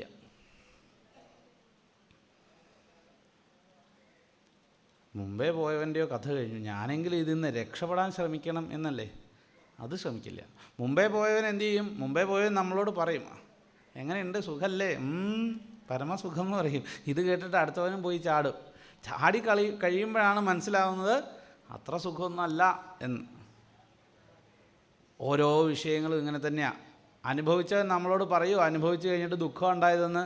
അവൻ വിചാരിക്കുക, എന്താ അങ്ങനെ പറഞ്ഞാൽ മോശമല്ലേ, ഞാൻ സുഖമായിട്ടിരിക്കുകയാണെന്ന് എല്ലാവരും വിചാരിച്ചോട്ടെ എന്ന് വിചാരിച്ച് അവൻ എന്ത് പറയും? ഓ പരമസുഖം എന്ന് പറയും. പിന്നാലെ വരുന്നവൻ എന്ത് ചെയ്യും? ഇത് കേട്ടിട്ട് അതിൻ്റെ പിന്നാലെ ചാടും. അവനും എന്ത് തന്നെയാണ് കിട്ടുക? ഈ ദുഃഖം തന്നെയാണ് കിട്ടുക. പക്ഷേ പുറത്ത് പറയില്ല. അവനും എന്തേ പറയുള്ളൂ? സുഖം എന്ന് പറയും. അതാണ് തമസി പദ്ധതി അന്ധാനുക എന്താണ് അന്ധൻ്റെ പിന്നാലെ പോയിട്ട് വീണ്ടും എന്ത് ചെയ്യാണ്? അടുത്ത അന്ധനും കുഴിയിൽ വീഴുന്നത് പോലെ എന്ത് ചെയ്യാണ് ഇയാൾ? അഗ്നിയിൽ പതംഗം വീഴുന്നത് പോലെ ഇയാൾ വീണുകൊണ്ടിരിക്കുകയാണ് എന്ന് പറയാണ്. അതിൽ ഈ പ്രലോഭനങ്ങൾ വരുന്ന വഴികളാണ് പിന്നെ പറയണത്. യോഷിത്ത്, ഹിരണ്യം, ആഭരണം, അമ്പരം, ഇങ്ങനെ തുടങ്ങിയിട്ടുള്ളതായ വിഷയങ്ങളൊക്കെ ഉണ്ടല്ലോ. ഇതൊന്നും സുഖസാധന അല്ല എന്നുള്ളത് മനസ്സിലാക്കിക്കൊണ്ട് എന്തു ചെയ്യണം? നഷ്ടദൃഷ്ടിയാവാതെ, കണ്ണ് കാണാത്തവനാവാതെ എന്തു ചെയ്യുക? ഇവൻ രക്ഷപ്പെട്ടോളണം. കണ്ണ് കാണാതെ പോയെങ്കിൽ, അതായത് ആ സമയത്ത് ഇതിനെ വിവേചിച്ചറിയാൻ സാധിച്ചില്ലെങ്കിൽ, ഏതാണ് തന്നെ വിഷയത്തിൽ അപകടത്തിൽപ്പെടുത്തുന്ന വിഷയമെന്ന് മനസ്സിലാക്കാൻ ശ്രമിക്കാതെ പോയെങ്കിൽ, അല്ലെങ്കിൽ അതിന് സാധിച്ചില്ലെങ്കിൽ പിന്നീട് എന്തുതന്നെ ഉണ്ടാവുള്ളൂ? അപകടം തന്നെ നോക്കിയിരിക്കുന്നുണ്ടാവുള്ളൂ എന്ന് അവിടെ പറയുകയാണ്. അപ്പോൾ അങ്ങനെ ഒരു ഗുരുവായിട്ട് അവിടെ ആരെ കണ്ടു? അവിടെ പതംഗത്തെ കണ്ടു എന്ന് പറയുകയാണ്. പിന്നെ ഒരു വണ്ട്. ഈ വണ്ടിനെന്താ ഇവിടെ ഗുരുവായിട്ട് പറയാൻ കാരണം എന്നാണെങ്കിൽ, വണ്ട് ഒരു പൂവിൽ ചെന്നാൽ അതിനാവശ്യമുള്ള കുറച്ച് സാധനങ്ങൾ മാത്രം എടുത്ത് അത് പോരും. അപ്പോൾ ഇവിടെ വണ്ടിനെ ഗുരുവായിട്ട് പറയുമ്പോൾ ഇതിൻ്റെ കൂട്ടത്തിൽ ഒരു ഗുരുവും കൂടി ഇവിടെ വരുന്നുണ്ട് കേട്ടോ. അതാരാന്ന് ചോദിച്ചു കഴിഞ്ഞാൽ അത് ഗൃഹസ്ഥനാണ്. ഗൃഹസ്ഥനിൽ നിന്ന് പഠിച്ച പാഠവും വണ്ടിൽ നിന്ന് പഠിച്ച പാഠവും തമ്മിൽ പരസ്പര പൂരകങ്ങളാണ്. വണ്ട് എന്ത് ചെയ്യുന്നു? പല പല പൂവുകളിലായിട്ട് പറന്ന് ചെന്ന് തനിക്ക് ആവശ്യമുള്ളതായ പൂമ്പൊടി കൊണ്ടുവരും. എന്നിട്ട് അതിനാവശ്യമുള്ള എടുക്കും. ആരെയും ഉപദ്രവിക്കുന്നതായിട്ട് തോന്നില്ല, ആണോ? ഇല്ല. ഇതുപോലെ ഈ സ്തോകം ഗൃഹാൻ അഹിംസൻ, അല്പാൽപമായിട്ട് ഗൃഹസ്ഥന്മാരെ ഹിംസിക്കാതെ എന്തു ചെയ്യണം? മുനി ഭക്ഷണത്തെ സ്വീകരിക്കണം. എന്തിന് ഭക്ഷണത്തെ സ്വീകരിക്കണു? ശരീരം ജീവിച്ചിരിക്കാൻ വേണ്ടി മാത്രം, ശരീരത്തിന് അപകടമൊന്നും ഇല്ലാതിരിക്കാൻ വേണ്ടി മാത്രം, ശരീരക്ലേശം ഉണ്ടാവാതിരിക്കാൻ, അല്ലെങ്കിൽ അതിനൊരു നാശം ഉണ്ടാവാതിരിക്കാൻ എത്രത്തോളം ആവശ്യമാണോ അത്രയും ഭക്ഷണം ഒരു ഗൃഹത്തിൽ നിന്നല്ലാതെ പല ഗൃഹത്തിൽ നിന്നായിട്ട് അല്പാൽപമായിട്ട് സ്വീകരിച്ച് വേണം ആര് ജീവിതം കഴിക്കാൻ യതി. അല്ലാതെ ഒരു സ്ഥലത്ത് പോയി അവിടെ ഉള്ളത് മുഴുവൻ അങ്ങോട്ട് എടുത്തുകൊണ്ട് വന്നു, അയാളുടെ കഴിഞ്ഞാൽ അടുത്ത ആളിനെ പിടിക്കുക, അയാളെ നശിപ്പിച്ച് കഴിയുമ്പോൾ അയാൾ ദരിദ്രനായി കഴിയുമ്പോൾ അടുത്ത സ്ഥലത്ത്, അങ്ങനെയല്ല. കുറച്ചായിട്ട് എന്ത് ചെയ്യുക? ഓരോ സ്ഥലത്ത് നിന്ന് ഭിക്ഷയായിട്ട് വാങ്ങി ജീവിച്ചോളണം എന്നാണ്. അപ്പോൾ ഒരാളെയും ബുദ്ധിമുട്ടിക്കാൻ പാടില്ല എന്നർത്ഥം. ഇനി ഗൃഹസ്ഥൻ്റെ അവസ്ഥ എന്താ? ഈ ഗൃഹസ്ഥൻ ഇതൊക്കെ ഇങ്ങനെ കൂട്ടി വയ്ക്കുന്നുണ്ടെങ്കിലും ഇതിൻ്റെ ആദ്യത്തെ പങ്ക് ആർക്കുള്ളതാണ്? ഈ യതിക്കുള്ളതാണ്. അപ്പോൾ യതിയുടെ യോഗക്ഷേമം ആര് നോക്കിക്കോളും? ഭഗവാൻ നോക്കിക്കോളും. ഇവിടെ ഗൃഹസ്ഥന്മാരായിട്ടുള്ള ഭഗവത് ഭക്തന്മാരുണ്ടാവുന്നിടത്തോളം കാലം ആർക്ക് ബുദ്ധിമുട്ടുണ്ടാവില്ല? യതി ഈ ബുദ്ധിമുട്ടുണ്ടാവില്ല. അയാൾക്കാണ് അതിൻ്റെ ആദ്യത്തെ പങ്ക് എന്ന് പറയണം. ഇത് മാത്രമല്ല, ഇത് ഭക്ഷണത്തിൻ്റെ കാര്യത്തിൽ മാത്രമല്ല, അല്ലെങ്കിൽ തൻ്റെ ആവശ്യങ്ങൾ നിവർത്തിക്കുന്ന കാര്യത്തിൽ മാത്രമല്ല, പിന്നെയോ ശാസ്ത്രങ്ങളും ഇതുപോലെ തന്നെയാണ്. വലുതും ചെറുതുമായിട്ട് അനവധി ശാസ്ത്രങ്ങളുണ്ട്. ഈ ശാസ്ത്രത്തിൽ നിന്നും എന്തു ചെയ്യണം? ഈ ഷഡ്പദങ്ങൾ പൂവിൽ നിന്ന് അതിനാവശ്യമായിട്ടുള്ള തേൻ ശേഖരിക്കുന്നത് പോലെ തനിക്ക് ആവശ്യമുള്ളത് മാത്രം സ്വീകരിക്കാൻ സാധിക്കണമെന്നാണ്. ശാസ്ത്രത്തിൽ എന്താണോ തൻ്റെ ഈ ആധ്യാത്മിക ജീവിതത്തിന് അല്ലെങ്കിൽ തൻ്റെ ലക്ഷ്യത്തിന് ഉതകുന്നതായിട്ടുള്ള വസ്തു അതിനെ മാത്രം സ്വീകരിച്ച് ബാക്കിയുള്ളതിനെ എന്തു ചെയ്യുക? ഉപേക്ഷിച്ചോണം. സർവ്വത സാരമാദദ്യാൽ, എല്ലാത്തിൽ നിന്നും എന്ത് ചെയ്യണം? സാരത്തെ മാത്രം ഗ്രഹിക്കാൻ ആർക്ക് സാധിക്കണം? യതിക്ക് സാധിക്കണം എന്നിവിടെ വണ്ടിൽ നിന്ന് ഞാനൊരു പാഠം പഠിച്ചു എന്ന് പറയാം. ഇനി വേറൊന്നും കൂടി പഠിച്ചു കേട്ടോ. ഈ ഇതൊക്കെ കൂട്ടിക്കൂട്ടി വയ്ക്കുന്നവനുണ്ടല്ലോ, അവൻ എന്താ ഉണ്ടാവുന്നത്? മക്ഷികയിൽ നിന്ന്, ഒരു തേനീച്ചയിൽ നിന്ന് പഠിച്ച പാഠമാണ്. തേനീച്ചയിൽ നിന്ന് പഠിച്ച പാഠം എന്താ വെച്ചാൽ, തേനീച്ച കിട്ടുന്നതെല്ലാം കൂട്ടിക്കൂട്ടി വയ്ക്കും. അവസാനം എന്തായി? ഒരു ദിവസം ഒരാൾ വന്ന് ഇതിനെ കൊന്ന് ഇതെടുത്തോണ്ട് പോകും. അപ്പോൾ ഈ തേനെടുക്കാനുള്ള പരിശ്രമത്തിൻ്റെ ഇടയിൽ മിക്കവാറും തേനീച്ചകൾ അതിനകത്ത് പെട്ട് ചത്തുപോകും. അതാ പറയണത്, സമ്പത്ത് കൂട്ടിക്കൂട്ടി വെച്ചാൽ അപകടമാണ്. ദാനം ഭോഗോ നാശസ്തിസ്രോ ഗതയോ ഭവന്തി വിത്തസ്യ എന്ന് പറയാം. ദാനം, ഭോഗം, നാശം എന്നിങ്ങനെ 3 ഗതികളാണ് സമ്പത്തിനുള്ളത്. ഒന്നിൽ ഇതെന്ത് ചെയ്യണം? കൊടുക്കണം. ഇനി കൊടുത്തില്ലെങ്കിൽ വേണ്ട, അവനോനെങ്കിലും അനുഭവിക്കണ്ടേ? ഇത് കൊടുക്കൂല്ല, അനുഭവിക്കൂല്ല, കൂട്ടി വയ്ക്കുക. ഇതിങ്ങനെ കൂടി വരുന്നത് കാണുമ്പോൾ ഒരു സന്തോഷം, ഇത് കണ്ടിട്ടൊരു സന്തോഷം. പണ്ടൊരു എലിയുടെ കഥ കേട്ടിട്ടില്ലേ? ഹിതോപദേശ കഥയിലോ അങ്ങനെന്തോ പഞ്ചതന്ത്രത്തിലോ മറ്റോ ഉള്ളതാണ്. ഒരു എലി ഈ പറഞ്ഞ പോലെ എവിടെ നിന്നൊക്കെയോ ഈ സ്വർണ്ണ നാണയങ്ങൾ മോഷ്ടിച്ചുകൊണ്ടിരും. ഇതിൻ്റെ വിലയൊന്നും അറിഞ്ഞിട്ടൊന്നുമല്ല, ഇത് കൊണ്ടുവന്നിട്ട് ഇത് എന്ത് ചെയ്തു? ഇതിൻ്റെ പൊത്തി കൊണ്ടുവന്ന് വെച്ചിട്ട് എല്ലാ ദിവസവും സൂര്യപ്രകാശം വരുന്ന സമയത്ത് ഈ നാണയങ്ങളെല്ലാം എന്ത് ചെയ്യും? ഇതിങ്ങനെ പുറത്ത് കൊണ്ടുവന്ന് വയ്ക്കും. അപ്പോൾ സൂര്യപ്രകാശം ഈ നാണയങ്ങളിൽ ഇങ്ങനെ തട്ടിയിട്ട് ഇതിൻ്റെ പ്രകാശം വരുന്ന കാണുമ്പോൾ ഇതിനൊരു സന്തോഷം. ഇവനിത് ആർക്കും കൊടുക്കുന്നുമില്ല, അനുഭവിക്കുന്നില്ല. ഈ പ്രകാശം കാണുമ്പോൾ മാത്രം എന്ത് ചെയ്യും? ഈ സൂര്യൻ അതിൽ പ്രതിഫലിക്കുന്നത് കാണുമ്പോഴുള്ളൊരു സന്തോഷം അനുഭവിച്ചുകൊണ്ടിരുന്നു. ഒരു ദിവസം ഒരുത്തൻ ഇത് കണ്ടു. അപ്പോൾ ഇവൻ 2-3 ദിവസം നിരീക്ഷിച്ചപ്പോൾ മനസ്സിലായി, ഇത് 1-2 ഒന്നല്ല, 10-100 എണ്ണം ഉണ്ട്. ഇത് മുഴുവൻ എന്ത് ചെയ്യും? ഇവൻ പറക്കി കൊണ്ടുവരും, ഇതിങ്ങനെ ആസ്വദിക്കും. ഇത് കഴിഞ്ഞ് ഓരോന്നായിട്ട് ഇവൻ തിരിച്ചെന്ത് ചെയ്യും? മാളത്തിൽ കൊണ്ടുവയ്ക്കും. അപ്പോൾ ഇയാളിത് കണക്കാക്കി, എണ്ണമൊക്കെ കണക്കാക്കി വെച്ചു. എന്നിട്ട് അവിടെ ഒരു സ്ഥലത്ത് ഒളിച്ചു നിന്നു. പിറ്റേ ദിവസം ഈ എലി അകത്ത് പോയിട്ട് ഓരോന്നായിട്ട് കൊണ്ടുവന്ന് കൃത്യം 100 എണ്ണം പുറത്തെത്തിയെന്ന് അറിഞ്ഞപ്പോൾ ഇയാളൊരു വടി എടുത്തു കൊണ്ടുവന്ന് ഒറ്റയടി. ഈ എലിയുടെ കഥ കഴിഞ്ഞു. സ്വർണ്ണ നാണയം മുഴുവൻ ആർക്ക്? ഇയാൾക്ക് കിട്ടി. അപ്പോൾ ഇതുപോലെയാണ്, സമ്പത്ത് അനുഭവിക്കുകയോ വേറൊരാൾക്കോ കൊടുക്കുകയോ ചെയ്യില്ല, പകരം ഇതിങ്ങനെ വർദ്ധിച്ചു വരുന്നത് കണ്ട് ആസ്വദിച്ചുകൊണ്ടിരിക്കുക. എന്നിട്ട് അവസാനം എന്താ ഉണ്ടാവുക? ഈ തേനീച്ചയെ പോലെ നമ്മൾ എന്ത് ചെയ്യുന്നു? ഇതിൽ പെട്ട് നശിച്ചു പോകുന്നു എന്ന് ഒരു പാഠം ഞാൻ ആരിൽ നിന്ന് പഠിച്ചു? ഈ മക്ഷികയിൽ നിന്ന് പഠിച്ചു എന്ന് പറയണം. അപ്പോൾ അടുത്തൊരു ഗുരുവായിട്ട് പിന്നെ ഗജത്തെയാണ് പറയുന്നത്. ഒരു ആന. ഈ ആന എങ്ങനെ പിടിക്കുന്നതെന്ന് അറിയാം. ആനയെ പിടിക്കാൻ വേണ്ടിയിട്ട് വാരിക്കുഴി ഒഴിക്കും. വാരിക്കുഴി ഒഴിച്ചിട്ട് തൊട്ടപ്പുറത്ത് പിടിയാനകളെ കൊണ്ട് നിർത്തും.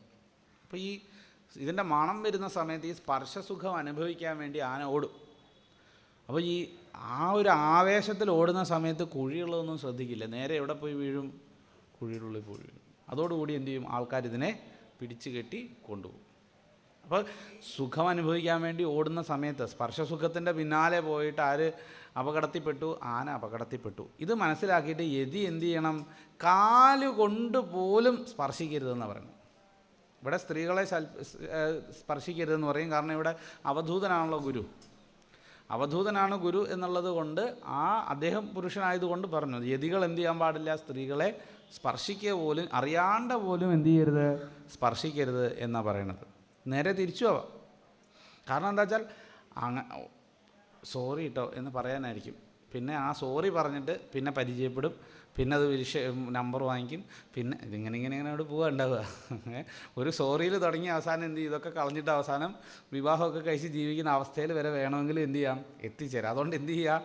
അറിയാണ്ട് പോലും ഒരു സ്പർശം പോലും ഇല്ലാതെ മാറി നിൽക്കാൻ ആര് ശ്രദ്ധിക്കണം? മുമുക്ഷുവായിട്ടുള്ള ഒരു വ്യക്തി ശ്രദ്ധിക്കണം എന്ന് പറയണം. അപ്പോൾ ഇങ്ങനെ ആ ഒരു ഗുരുവായിട്ട് ആരെ പറഞ്ഞു? ആനയെ ഒരു ഗുരുവായിട്ട് പറഞ്ഞു. പിന്നീട് ഈ മധുഹ എന്ന് പറഞ്ഞു. നോക്കൂ, കഷ്ടപ്പെട്ട് ശേഖരിച്ച വസ്തുക്കളൊക്കെ നശിച്ചു പോകുന്നു എന്ന് പറഞ്ഞില്ലേ? അത് ഇവിടെ തേനീച്ച എടുത്ത് പറയുന്നുണ്ട്. മുമ്പേ പറഞ്ഞ കൂട്ടത്തിൽ തേനീച്ചയെ പറ്റി ഒരു ഗുരുവായിട്ട് പറഞ്ഞാലും വീണ്ടും എന്ത് ചെയ്തു? ഒന്നുകൂടി ആ ഗുരുനാഥനെ എടുത്തു പറഞ്ഞു. പിന്നെ അടുത്തൊരു ഗുരുവായിട്ട് പിന്നെ പറയുന്നുണ്ട് ഹരിണം. ഹരിണം എന്ന് വെച്ചാൽ എന്താ? ഹരിണം എന്ന് വെച്ചാൽ മാനിനെ വേട്ടയാടി പിടിക്കാൻ എന്താ ചെയ്യണമെന്ന് വെച്ചാൽ, ഈ വേട്ടക്കാർ കാട്ടിലൂടെ പോകുന്ന സമയത്ത് പാട്ട് പാടുകയോ ശബ്ദം ഉണ്ടാക്കുകയൊക്കെ ചെയ്യും. അപ്പോൾ ഈ ശബ്ദം കേൾക്കുമ്പോൾ മാനിന് വലിയ കൗതുക. ഇതെവിടെയാണെന്നറിയാൻ വേണ്ടി ഇതെന്ത് ചെയ്യും, അവിടേക്ക് ഓടിയെത്തുന്ന സമയത്ത് ഇവൻ എന്ത് ചെയ്യും, അമ്പയച്ച് മാനിനെ കീഴ്പ്പെടുത്തും. അപ്പോൾ അതുകൊണ്ട് ഹരിണത്തിൽ നിന്ന് ഞാൻ മാനിൽ നിന്നൊരു പാഠം പഠിച്ചു. എന്താ? ഗ്രാമ്യഗീതം നശൃണുയാത് യതിർവനചരഃ ക്വചിൽ. ഗ്രാമ്യഗീതം കേൾക്കാനേ പാടില്ല എന്നാണ് പറയണത്. വിഷയബന്ധം നൽകുന്ന കീർത്തനങ്ങളെ ഒന്നും കേൾക്കാൻ പാടില്ല. കേൾക്കുമ്പോൾ വിഷയത്തിലേക്കാണോ മനസ്സ് പോകുന്നത്, ഭഗവാനിലേക്കാണോ പോകുന്നത് എന്ന് ആദ്യം വിവേചിച്ചറിയാം. മനസ്സ് ഭഗവാനിലേക്ക് പോകുന്നതാണെങ്കിൽ അത് കേൾക്കാം. അങ്ങനെ കേൾക്കുന്ന സംഗീതം പിന്നീട് എന്ത് ചെയ്യും, നിരന്തരമായുള്ള സ്മരണ ഉണ്ടാക്കാൻ ചിലപ്പോൾ സഹായിച്ചു എന്ന് വരും, ഭഗവത് കീർത്തനങ്ങളാണെങ്കിൽ.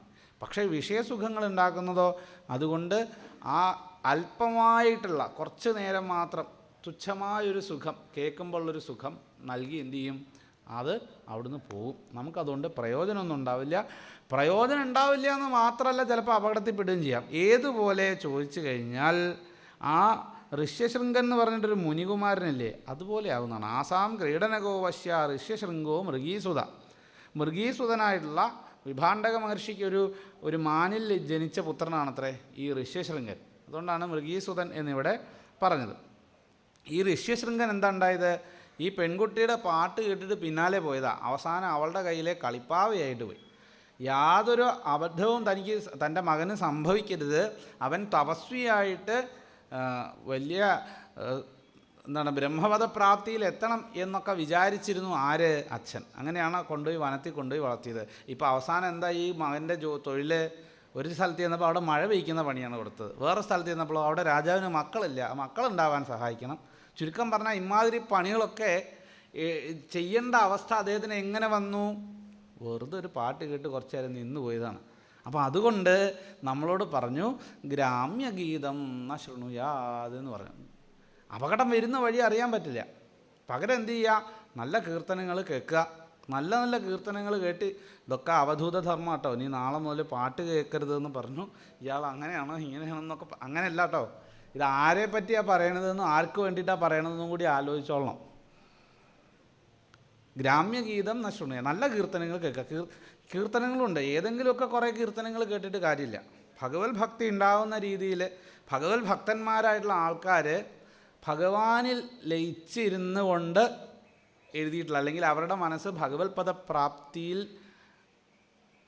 ഒരു ഒരു ഒരു ഒരു എന്താ ഭഗവാനുമായിട്ടൊരു തന്മയീഭാവം ഉണ്ടാകുന്ന സമയത്ത്, അല്ലെങ്കിൽ ആ ഒരു ഭക്തിയുടെ പാരമ്യത്തിൽ എത്തുമ്പോൾ എഴുതുന്ന കീർത്തനങ്ങളുണ്ടല്ലോ, അതൊക്കെ എക്കാലവും ഭക്തന്മാരുടെ മനസ്സിൽ നിൽക്കും. അല്ലാതെ എഴുതുന്നതൊക്കെ വന്നൊരു ശബ്ദവും ബഹളമൊക്കെ ഉണ്ടാക്കി അതങ്ങനെ പോവുകയും ചെയ്യും. അർത്ഥമുള്ള പാട്ടുകൾ, നല്ല നല്ല കീർത്തനങ്ങൾ ധാരാളം ഉണ്ട്. ആ ധാരാളം കീർത്തനങ്ങൾ ഭഗവത് ഭക്തന്മാരുടെ മനസ്സിൽ അനേക കാലം തങ്ങി നിൽക്കുകയും ചെയ്യും.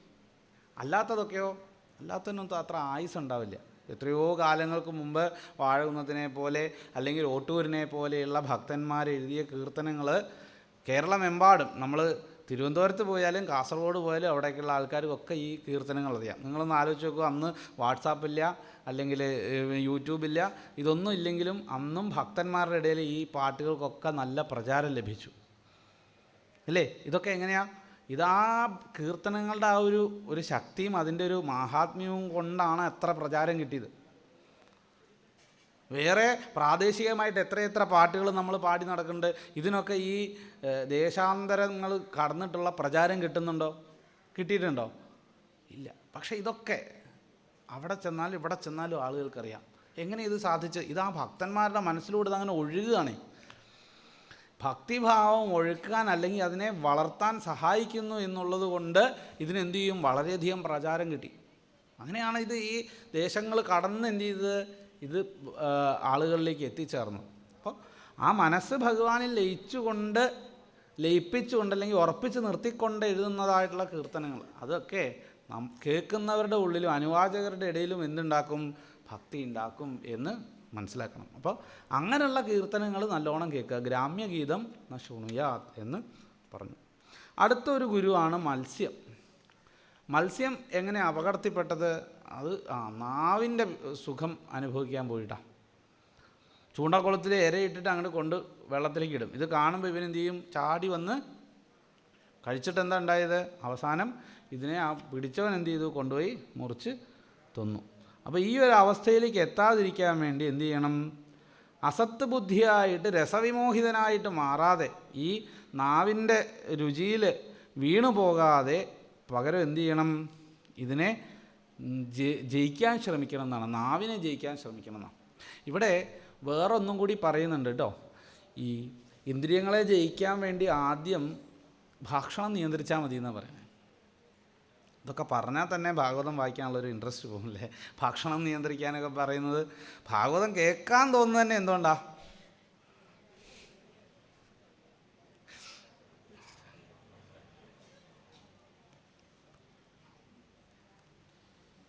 ഭക്ഷണത്തെ നിയന്ത്രിച്ച് കഴിഞ്ഞാൽ ബാക്കി ഇന്ദ്രിയങ്ങൾക്കൊക്കെ മ്ലാനത വരും. ഇപ്പം നമുക്ക് പോലും നിയന്ത്രിക്കാൻ സാധിക്കാത്ത രീതിയിൽ മറ്റ് ഇന്ദ്രിയങ്ങൾ നമ്മളെ ബുദ്ധിമുട്ടിച്ചുകൊണ്ടിരിക്കുകയാണെങ്കിൽ നിങ്ങളുടെ ഭക്ഷണത്തിൻ്റെ രീതിയും നിങ്ങൾ ഭക്ഷണത്തിൽ ഉപയോഗിക്കുന്ന സാധനങ്ങളുടെ അളവും അല്ലെങ്കിൽ അതിൻ്റെ ഫോർമുല ഉണ്ടല്ലോ, അതിൻ്റെ ആ ഒരു കൂട്ട്, അതൊന്ന് മാറ്റി നോക്കിക്കോളൂ. ബാക്കിയുള്ളതൊക്കെ തന്നെ തളർന്നവിടെ കിടക്കും. അതുകൊണ്ട് ഭക്ഷണത്തെ നിയന്ത്രിക്കുക എന്നുള്ളതാണ് ശരിക്കും ആദ്യം പറയണു. ബാക്കി എല്ലാ ഇന്ദ്രിയങ്ങളെയും നിയന്ത്രിച്ചിട്ടുണ്ട്, പക്ഷേ നാവിനെ നിയന്ത്രിക്കാൻ പറ്റില്ല. രണ്ട് തരത്തിലാണ്. നാവാണെങ്കിൽ ഇന്ദ്രിയങ്ങളിൽ വെച്ച് പ്രധാനിയാണ്. കാരണം എന്താ? ഒരേ സമയം രണ്ട് തരത്തിൽ പ്രവർത്തിക്കുന്നുണ്ട്. ഒന്ന് ജ്ഞാനേന്ദ്രിയമായിട്ടും പ്രവർത്തിക്കുന്നുണ്ട്, ഒന്ന് കർമ്മേന്ദ്രിയമായിട്ടും പ്രവർത്തിക്കുന്നുണ്ട്. നാവുകൊണ്ട് ഭക്ഷണവും കഴിക്കുന്നുണ്ട്, നാവുകൊണ്ട് വർത്തമാനവും പറയുന്നുണ്ട്. ഇത് രണ്ടും നിയന്ത്രിക്കാൻ സാധിച്ചില്ലെങ്കിൽ പിന്നെ ബാക്കിയുള്ളതിനെയൊക്കെ ജയിച്ചിട്ടും കാര്യമില്ല. അതുകൊണ്ട് നാവിനെ ജയിച്ചവനെയാണ് എന്തെന്ന് വിളിക്കേണ്ടത്? ജിതേന്ദ്രിയൻ എന്ന് വിളിക്കേണ്ടതെന്നാണ്. ജിതം സർവം ജിതേ രസേ എന്നാണ്. നാവിനെ ജയിച്ചാൽ നിങ്ങൾ ആരായി? ബാക്കിയുള്ളതിനൊക്കെ ജയിച്ച പോലെയായി എന്നാണ്. പക്ഷേ ഇതിനെ ജയിക്കാൻ പറ്റിയില്ലെങ്കിലോ യാതൊരു കാര്യമില്ല. കാരണം ഇവന് മതി. ഈ ബാക്കിയുള്ള 3-4 പേരുടെ ആ ദോഷം മുഴുവൻ ആരെ കൊണ്ട് ചെയ്യാൻ പറ്റും? നാവ് കൊണ്ട് ചെയ്യാൻ പറ്റും അല്ലേ? ശരിയല്ലേ? വാക്ക് നന്നല്ലെന്നുണ്ടെങ്കിൽ അതുവഴി അപകടങ്ങളൊക്കെ ഉണ്ടാവാം അല്ലേ? ഒരു ശ്ലോകം ഉണ്ടല്ലോ, ജിഹ്വാഗ്രേ വസതേ ലക്ഷ്മി ജിഹ്വാഗ്രേ മിത്രബാന്ധവ ജിഹ്വാഗ്രേ ബന്ധനം പ്രാപ്തം ജിഹ്വാഗ്രേ മരണം ധ്രുവം ഉണ്ട്. ജിഹ്വ കൊണ്ട് എന്തുണ്ടാവും? അവിടെയാണ് ലക്ഷ്മി ദേവി വസിക്കുന്നത്. കാരണം ഇതുകൊണ്ട് ധാരാളം സമ്പത്ത് ഉണ്ടാക്കാൻ പറ്റും. ജിഹ്വാഗ്രേ മിത്രബാന്ധവ, നിങ്ങളുടെ വാക്ക് നന്നാണെങ്കിൽ അതുകൊണ്ട് ധാരാളം സുഹൃത്തുക്കളൊക്കെ നിങ്ങൾക്ക് ഉണ്ടായി വരും, ബന്ധുക്കളൊക്കെ ഉണ്ടാവും. നാക്ക് നന്നല്ലെങ്കിലോ ഇവരൊക്കെ ഇട്ടിട്ട് പോവുകയും ചെയ്യും. ജിഹ്വാഗ്രേ ബന്ധനം പ്രാപ്തം. ഇനി ഒന്നും വേണ്ട, നിങ്ങളെ നാട്ടുകാർ പിടിച്ച് കെട്ടിയിടാനും എന്ത് മതി? നിങ്ങളുടെ നാവ് മതി. ജിഹ്വാഗ്രേ മരണം ധ്രുവം. അത് കെട്ടിയിടൽ മാത്രമല്ല, ചിലപ്പോൾ എന്ത് വരെ ആവാം? മരണം വരെയായി തീരാം. അപ്പം ജിഹ്വയെ രണ്ടായാലും, കർമ്മേന്ദ്രിയമായിട്ടായാലും ജ്ഞാനേന്ദ്രിയമായിട്ടായാലും പേടിച്ചേ മതിയാവുള്ളൂ. അപ്പോൾ ആദ്യം എന്ത് ചെയ്യുക? ഇതിനെ നിയന്ത്രിക്കണം. അപ്പോൾ ബാക്കിയുള്ളതിനെ എന്ത് ചെയ്യാം? എളുപ്പത്തിൽ നിയന്ത്രിക്കാൻ സാധിക്കും എന്ന് പറയണു. അതുകൊണ്ടാണ് ഇവിടെ പറയുന്നത് മനീഷിണഹ ഇന്ദ്രിയാണി ജയന്ത്യാശു നിരാഹാര മനീഷിണഹ. മനീഷിച്ച ബുദ്ധിയുള്ളവൻ. ബുദ്ധിയുള്ളവരെന്ത് ചെയ്യും? നിരാഹാര, ആഹാരത്തെ കഴിക്കാതിരുന്നിട്ട് അല്ലെങ്കിൽ അതിനെ നിയന്ത്രിച്ചിട്ട് ഈ നാവിനെ ജയിച്ചിട്ട് മറ്റ് ഇന്ദ്രിയങ്ങളെ കൂടി, ഇന്ദ്രിയാണി ആശു ജയന്തി എന്നാ, ബാക്കി ഇന്ദ്രിയങ്ങളെ കൂടി ജയിക്കാൻ എന്തു ചെയ്യും? നാവിനെ ഒരു ഉപാധിയായിട്ട് അവിടെ ഉപയോഗിക്കും. ആര്? ബുദ്ധിയുള്ളവർ എന്നാണ് പറയുന്നത്. നമുക്കങ്ങനെയല്ല. നമുക്ക് നാവിന് ഇഷ്ടമുള്ള വിഷയങ്ങൾ കണ്ടു കഴിഞ്ഞാൽ പിന്നെ എക്സ്ക്യൂസൊക്കെ നമ്മൾ കണ്ടുപിടിക്കും. അയ്യോ ഭഗവാന്റെ പ്രസാദമല്ലേ, മധുരം കഴിക്കരുത്, പ്രസാദമാണ്, അത് വേണ്ടാന്ന് പറയാൻ പാടില്ല അല്ലേ? എന്നിട്ട് അവസാനം എന്തായി? ഇപ്പോൾ 2 ഗുളികയും പോക്കറ്റിലിട്ടിട്ടാ ഇതുപോലെ സപ്താഹത്തിനൊക്കെ പോകുമ്പോൾ പോണതേ. ഇത് കഴിക്കുക, അപ്പം ഭക്ഷണം കൂടി കഴിക്കുക, എന്നാൽ വേണ്ടാന്ന് വയ്ക്കുക, അത് പറ്റില്ല. അപ്പോൾ ശ്രദ്ധിച്ചില്ലെങ്കിൽ ഇതൊക്കെ അപകടമാണ് എന്ന് പറഞ്ഞു. അടുത്തൊരു ഗുരുവായിട്ട് പിന്നീട് പറയണു പിങ്കള. ഇത് വളരെ പ്രധാനപ്പെട്ടൊരു ഗുരുവാണ് പിങ്കള. പിങ്കള എന്ന് പറയുന്ന ആരാ? ഒരു വേശ്യാസ്ത്രീയാണ്. മിഥിലയിൽ ജീവിച്ചിരുന്ന ഒരു വേശ്യാസ്ത്രീയാണ് പിങ്കള. ഈ പിങ്കളയിൽ നിന്നും നമുക്ക് ഇവിടെ ഗുരു അല്ലാത്ത ആരുമില്ല. ഒരു വേശ്യാസ്ത്രീ പോലും ഒരു മുമുക്ഷുവിനെ സംബന്ധിച്ചിടത്തോളം ഗുരുവാണ്. അവളിൽ നിന്നും കുറേ പാഠങ്ങൾ പഠിക്കാനുണ്ട്. ഈ പിങ്കളയിൽ നിന്ന് പഠിച്ച പാഠം എന്താ? പിങ്കള നാമ വേശ്യാസിൽ വിദേഹ നഗരേ പുരാ. മിഥിലയിൽ പണ്ട് പിങ്കള എന്ന പേരായിട്ട് ഒരു വേശ്യാസ്ത്രീ ഉണ്ടായിരുന്നു. അവൾ എന്നെ പഠിപ്പിച്ച പാഠം ഞാൻ അങ്ങേക്ക് പറഞ്ഞു തരാം. അവൾ സ്വൈരിണിയായിട്ടുള്ള അവൾ ഒരു ദിവസം അവളുടെ ആ വീടിൻ്റെ മുമ്പിൽ അങ്ങനെ നിൽക്കുകയാണ് സന്ധ്യയ്ക്ക്. അപ്പോൾ വേഷമൊക്കെ നല്ല ഭംഗിയാക്കി, നല്ല മാലയൊക്കെ ചൂടി, തലയിൽ മാലയൊക്കെ ചൂടി, അങ്ങനെ അവൾ വന്ന് സുന്ദരിയായിട്ട് അണിഞ്ഞൊരുങ്ങി അങ്ങനെ നിൽക്കുകയാണ്. അങ്ങനെ നിൽക്കുന്ന സമയത്ത് അതിലെ ധാരാളം ആളുകൾ പോകുന്നുണ്ട്. ഓരോ ആൾക്കാരും വന്ന് ഇവളെ നോക്കും. അപ്പോൾ ഇവൾ നോക്കുമ്പോൾ പോരാ, ഇയാളെ കണ്ടിട്ട്, വേഷമൊക്കെ കണ്ടിട്ട് അത്ര വലിയ സമ്പത്തുള്ളവനാണെന്നൊന്നും തോന്നില്ല. അത് കഴിഞ്ഞ് ഇയാൾ എനിക്ക് കാശ് തന്നില്ലെങ്കിലോ, തൻ്റെ കൂടെ താമസിച്ചിട്ട് പൈസ തന്നില്ലെങ്കിലോ, പോട്ടെ, തനിക്ക് ഇഷ്ടമുള്ള പോലെ വർത്തമാനം പറയാനോ തന്നെ സന്തോഷിപ്പിക്കാനോ അയാൾക്ക് കഴിഞ്ഞില്ലെങ്കിലോ, വേണ്ട, അയാൾ പോട്ടെ. അവൾ വലിയ താല്പര്യം കാണിക്കില്ല. അപ്പോൾ എന്ത് ചെയ്യും, ഇവരങ്ങ് പോകും. അടുത്ത ആൾ വരും. അയാളും വന്ന് ഇതുപോലെ നോക്കും. അപ്പോൾ തോന്നും, കഴിഞ്ഞ പ്രാവശ്യം വന്ന് ആദ്യം കണ്ടവനേക്കാൾ കുറച്ചുകൂടെ കേമാ, അപ്പോൾ പിന്നെ സ്വാഭാവികമായിട്ട് ഇതിലും കേമനായിട്ട് ഒരാൾ ഇനി വരാം, അപ്പോൾ ഇവനും പൊക്കോട്ടെ, അടുത്തവനെയും പറഞ്ഞു വിട്ടു. ഇങ്ങനെ ഇവൾ എന്ത് ചെയ്യും, ഓരോ പ്രാവശ്യവും ഓരോരുത്തരും വരും. മുമ്പ് വന്നതിനേക്കാൾ സുന്ദരിയായിട്ട് അണിഞ്ഞൊരുങ്ങി അവിടെ വന്ന് നിൽക്കും. ഓരോരുത്തരെയും കാണുന്ന സമയത്ത് പോരാ, ഇയാളെക്കാളും സമ്പത്തുള്ളവനും ഇയാളെക്കാളും സന്തോഷം നൽകാൻ കഴിവുള്ളവനുമായ അടുത്ത ആൾ വരുന്ന സമയത്ത് സ്വീകരിക്കാം എന്ന് പറഞ്ഞ് ഓരോ ആളുകളെയും എന്ത് ചെയ്തു, ഇവൾ പിന്നെ ഉപേക്ഷിച്ചു. അങ്ങനെ ഇവരെല്ലാം പോയി, ആഗതേഷു അപയാദേശു വന്നവരെല്ലാം പോയി കഴിഞ്ഞ സമയത്ത് രാത്രിയിൽ അവൾ അവിടെ ഇരുന്നു കൊണ്ട് ഇങ്ങനെ ഇരിക്കുകയാണ്. ഇപ്പോൾ ആരും വരാനില്ല. ഒരു രാത്രി 12 മണി 1 മണിയായി, ആരെയും കാണാനില്ല. മറ്റേ തിരക്കുണ്ടായിരുന്നു മുമ്പ്, അതൊന്നും ഇല്ല ഇപ്പോൾ. അപ്പോൾ ഈ സമയത്തായിരിക്കാം ഈ ദത്താത്രേയൻ്റെ അല്ലെങ്കിൽ അവധൂതൻ്റെ ദൃഷ്ടി അവളിലേക്ക് വീണത്. അപ്പോൾ ആ ഒരു മഹാത്മാവിൻ്റെ ദർശനം കൊണ്ടായിരിക്കാം അവൾക്ക് വേറൊരു തരത്തിലാണ് ചിന്ത പോയതെന്നാണ്. ഒരു വിരക്തി ഭാവം, ഒരു വൈരാഗ്യഭാവം അവളുടെ ഉള്ളിൽ വരികയാണ്. അതോടുകൂടി ഉറക്കമില്ലാതെ അവിടെ വാതുക്കൽ അങ്ങനെ നിന്നിരുന്ന അവൾ എന്ത് ചെയ്തു, വേറൊരു തരത്തിൽ ആലോചിച്ചു. ചിന്താഹേതു സുഖാവഹ എന്നാണ് പറയണത്. സുഖത്തിനെ നൽകുന്നതായിട്ടുള്ള ഒരു വൈരാഗ്യം അവളുടെ ഉള്ളിൽ ഉണ്ടായി എന്നാണ് പറയുന്നത്. ഇതാണ് മഹാത്മാക്കളുടെ ഒരു ദൃഷ്ടി പതിഞ്ഞാൽ ചിലപ്പോൾ നമ്മുടെ ജീവിതം തന്നെ മാറി മറിഞ്ഞു പോകും. നമ്മുടെ കാഴ്ചപ്പാട് മാറിപ്പോകും. ജീവിതം മാറി മറിയുന്നതിനേക്കാളും കാഴ്ചപ്പാട് മാറി മറിഞ്ഞു എന്ന് പറയുന്നതാണ് ഏറ്റവും നല്ലത്. കാരണം നമ്മുടെ ജീവിതത്തിലെ സുഖവും ദുഃഖവും ഒക്കെ എന്തിനെ ആശ്രയിച്ചായിരിക്കുന്നത്, നമ്മുടെ കാഴ്ചപ്പാടിനെ ആശ്രയിച്ചായിരിക്കുന്നത്. അപ്പോൾ ആ കാഴ്ചപ്പാട് തന്നെ മാറി മറിഞ്ഞു. അവൾ അവിടെ നിന്നൊരു പാട്ടും പാടിയെന്നാണ്. അവളുടെ വൈരാഗ്യം നിർവിണ്ണ ചിത്തയായി തീർന്ന വൈരാഗ്യം സിദ്ധിച്ചവളായ അവൾ അവിടെ നിന്നുകൊണ്ട് പാടിയ പാട്ട് അങ്ങ് കേൾക്കണം. കാരണം മനുഷ്യരുടെ ആഗ്രഹങ്ങളുടെ ആശാപാശത്തെ, ആഗ്രഹമാകുന്ന കയറിനെ മുറിച്ച് കളയുന്നൊരു കത്തി പോലെയാണ് അവളുടെ പാട്ടെന്ന് പറഞ്ഞത്. അത്രയും മൂർച്ചയുള്ളതാണ് അവളുടെ വാക്കുകൾ. അതുകൊണ്ട് ആ വാക്ക് കേൾക്കണം എന്ന് പറഞ്ഞുകൊണ്ട് അവൾ പറഞ്ഞതായിട്ടുള്ള ആ പാട്ടിനെ ഇവിടെ പറയാണ്. ഇത് ശ്രദ്ധിച്ച, അതായത് വിഷയസുഖങ്ങളുടെ പിന്നാലെ ഓടുന്ന മനുഷ്യൻ അറ്റാച്ച്മെൻറ്റ്സ് എല്ലാം ഉപേക്ഷിച്ച്, മമതാബന്ധങ്ങളെല്ലാം ഉപേക്ഷിച്ച് ഭഗവാനിൽ മനസ്സുറപ്പിക്കേണ്ടതിൻ്റെ ആവശ്യം എന്താണെന്ന് ആര് പഠിപ്പിച്ചു തരും? ഈ പിങ്കള പഠിപ്പിച്ചു തരും എന്നാണ് പറഞ്ഞത്. അപ്പോൾ അതുകൊണ്ട് ആ പിങ്കളയുടെ വചനങ്ങൾ, വാക്കുകൾ വളരെ ശ്രേയസ്കരമാണ്. കേട്ട് മനസ്സിൽ ഉറപ്പിക്കേണ്ടതാണ്, കാണാതെ പഠിച്ചു വയ്ക്കേണ്ടതാണ്. എന്താ ആ പിങ്കള പറഞ്ഞത്? അഹോമേ മോഹവിദതിം പശ്യത അവിജിതാത്മനാ. അവിജിതാത്മാവായ, മനസ്സിനെ ജയിക്കാൻ സാധിക്കാത്തവളായ എൻ്റെ ഈ അവസ്ഥയെ, മോഹവിദതിം, എൻ്റെ ഈ അറിവില്ലായ്മയുടെ ശക്തി എത്രത്തോളമാണ് എന്ന് നിങ്ങൾ കണ്ടാലും. കാരണം ബാലിശയായിട്ടുള്ള ഞാൻ എന്തു ചെയ്തു, അസത്തായിരിക്കുന്ന കാന്തന്മാരിൽ നിന്ന് കാമം കാമയേ എന്നാണ് പറഞ്ഞത്. അസതഃ കാന്താത് കാമം കാമയേ. അസത്തുകളായിരിക്കുന്ന ഭർത്താക്കന്മാരിൽ നിന്ന് അല്ലെങ്കിൽ ജാരന്മാരിൽ നിന്നും താൻ എന്തിനെ ആഗ്രഹിച്ചു? സുഖത്തെ ആഗ്രഹിച്ചു.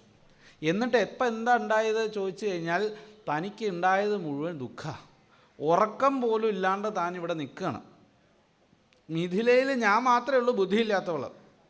കാരണം എന്താ, ബാക്കിയുള്ളവരൊക്കെ സുഖമായിട്ട് കിടന്നുറങ്ങുന്നു. ഞാൻ വിഷമത്തോടുകൂടി ഈ പാതിരാത്രിയിൽ എന്ത് ചെയ്യാണ്, മിഥിലയിൽ ഒരു തെരുവിൽ ഒറ്റയ്ക്ക് ഇങ്ങനെ നിൽക്കുക.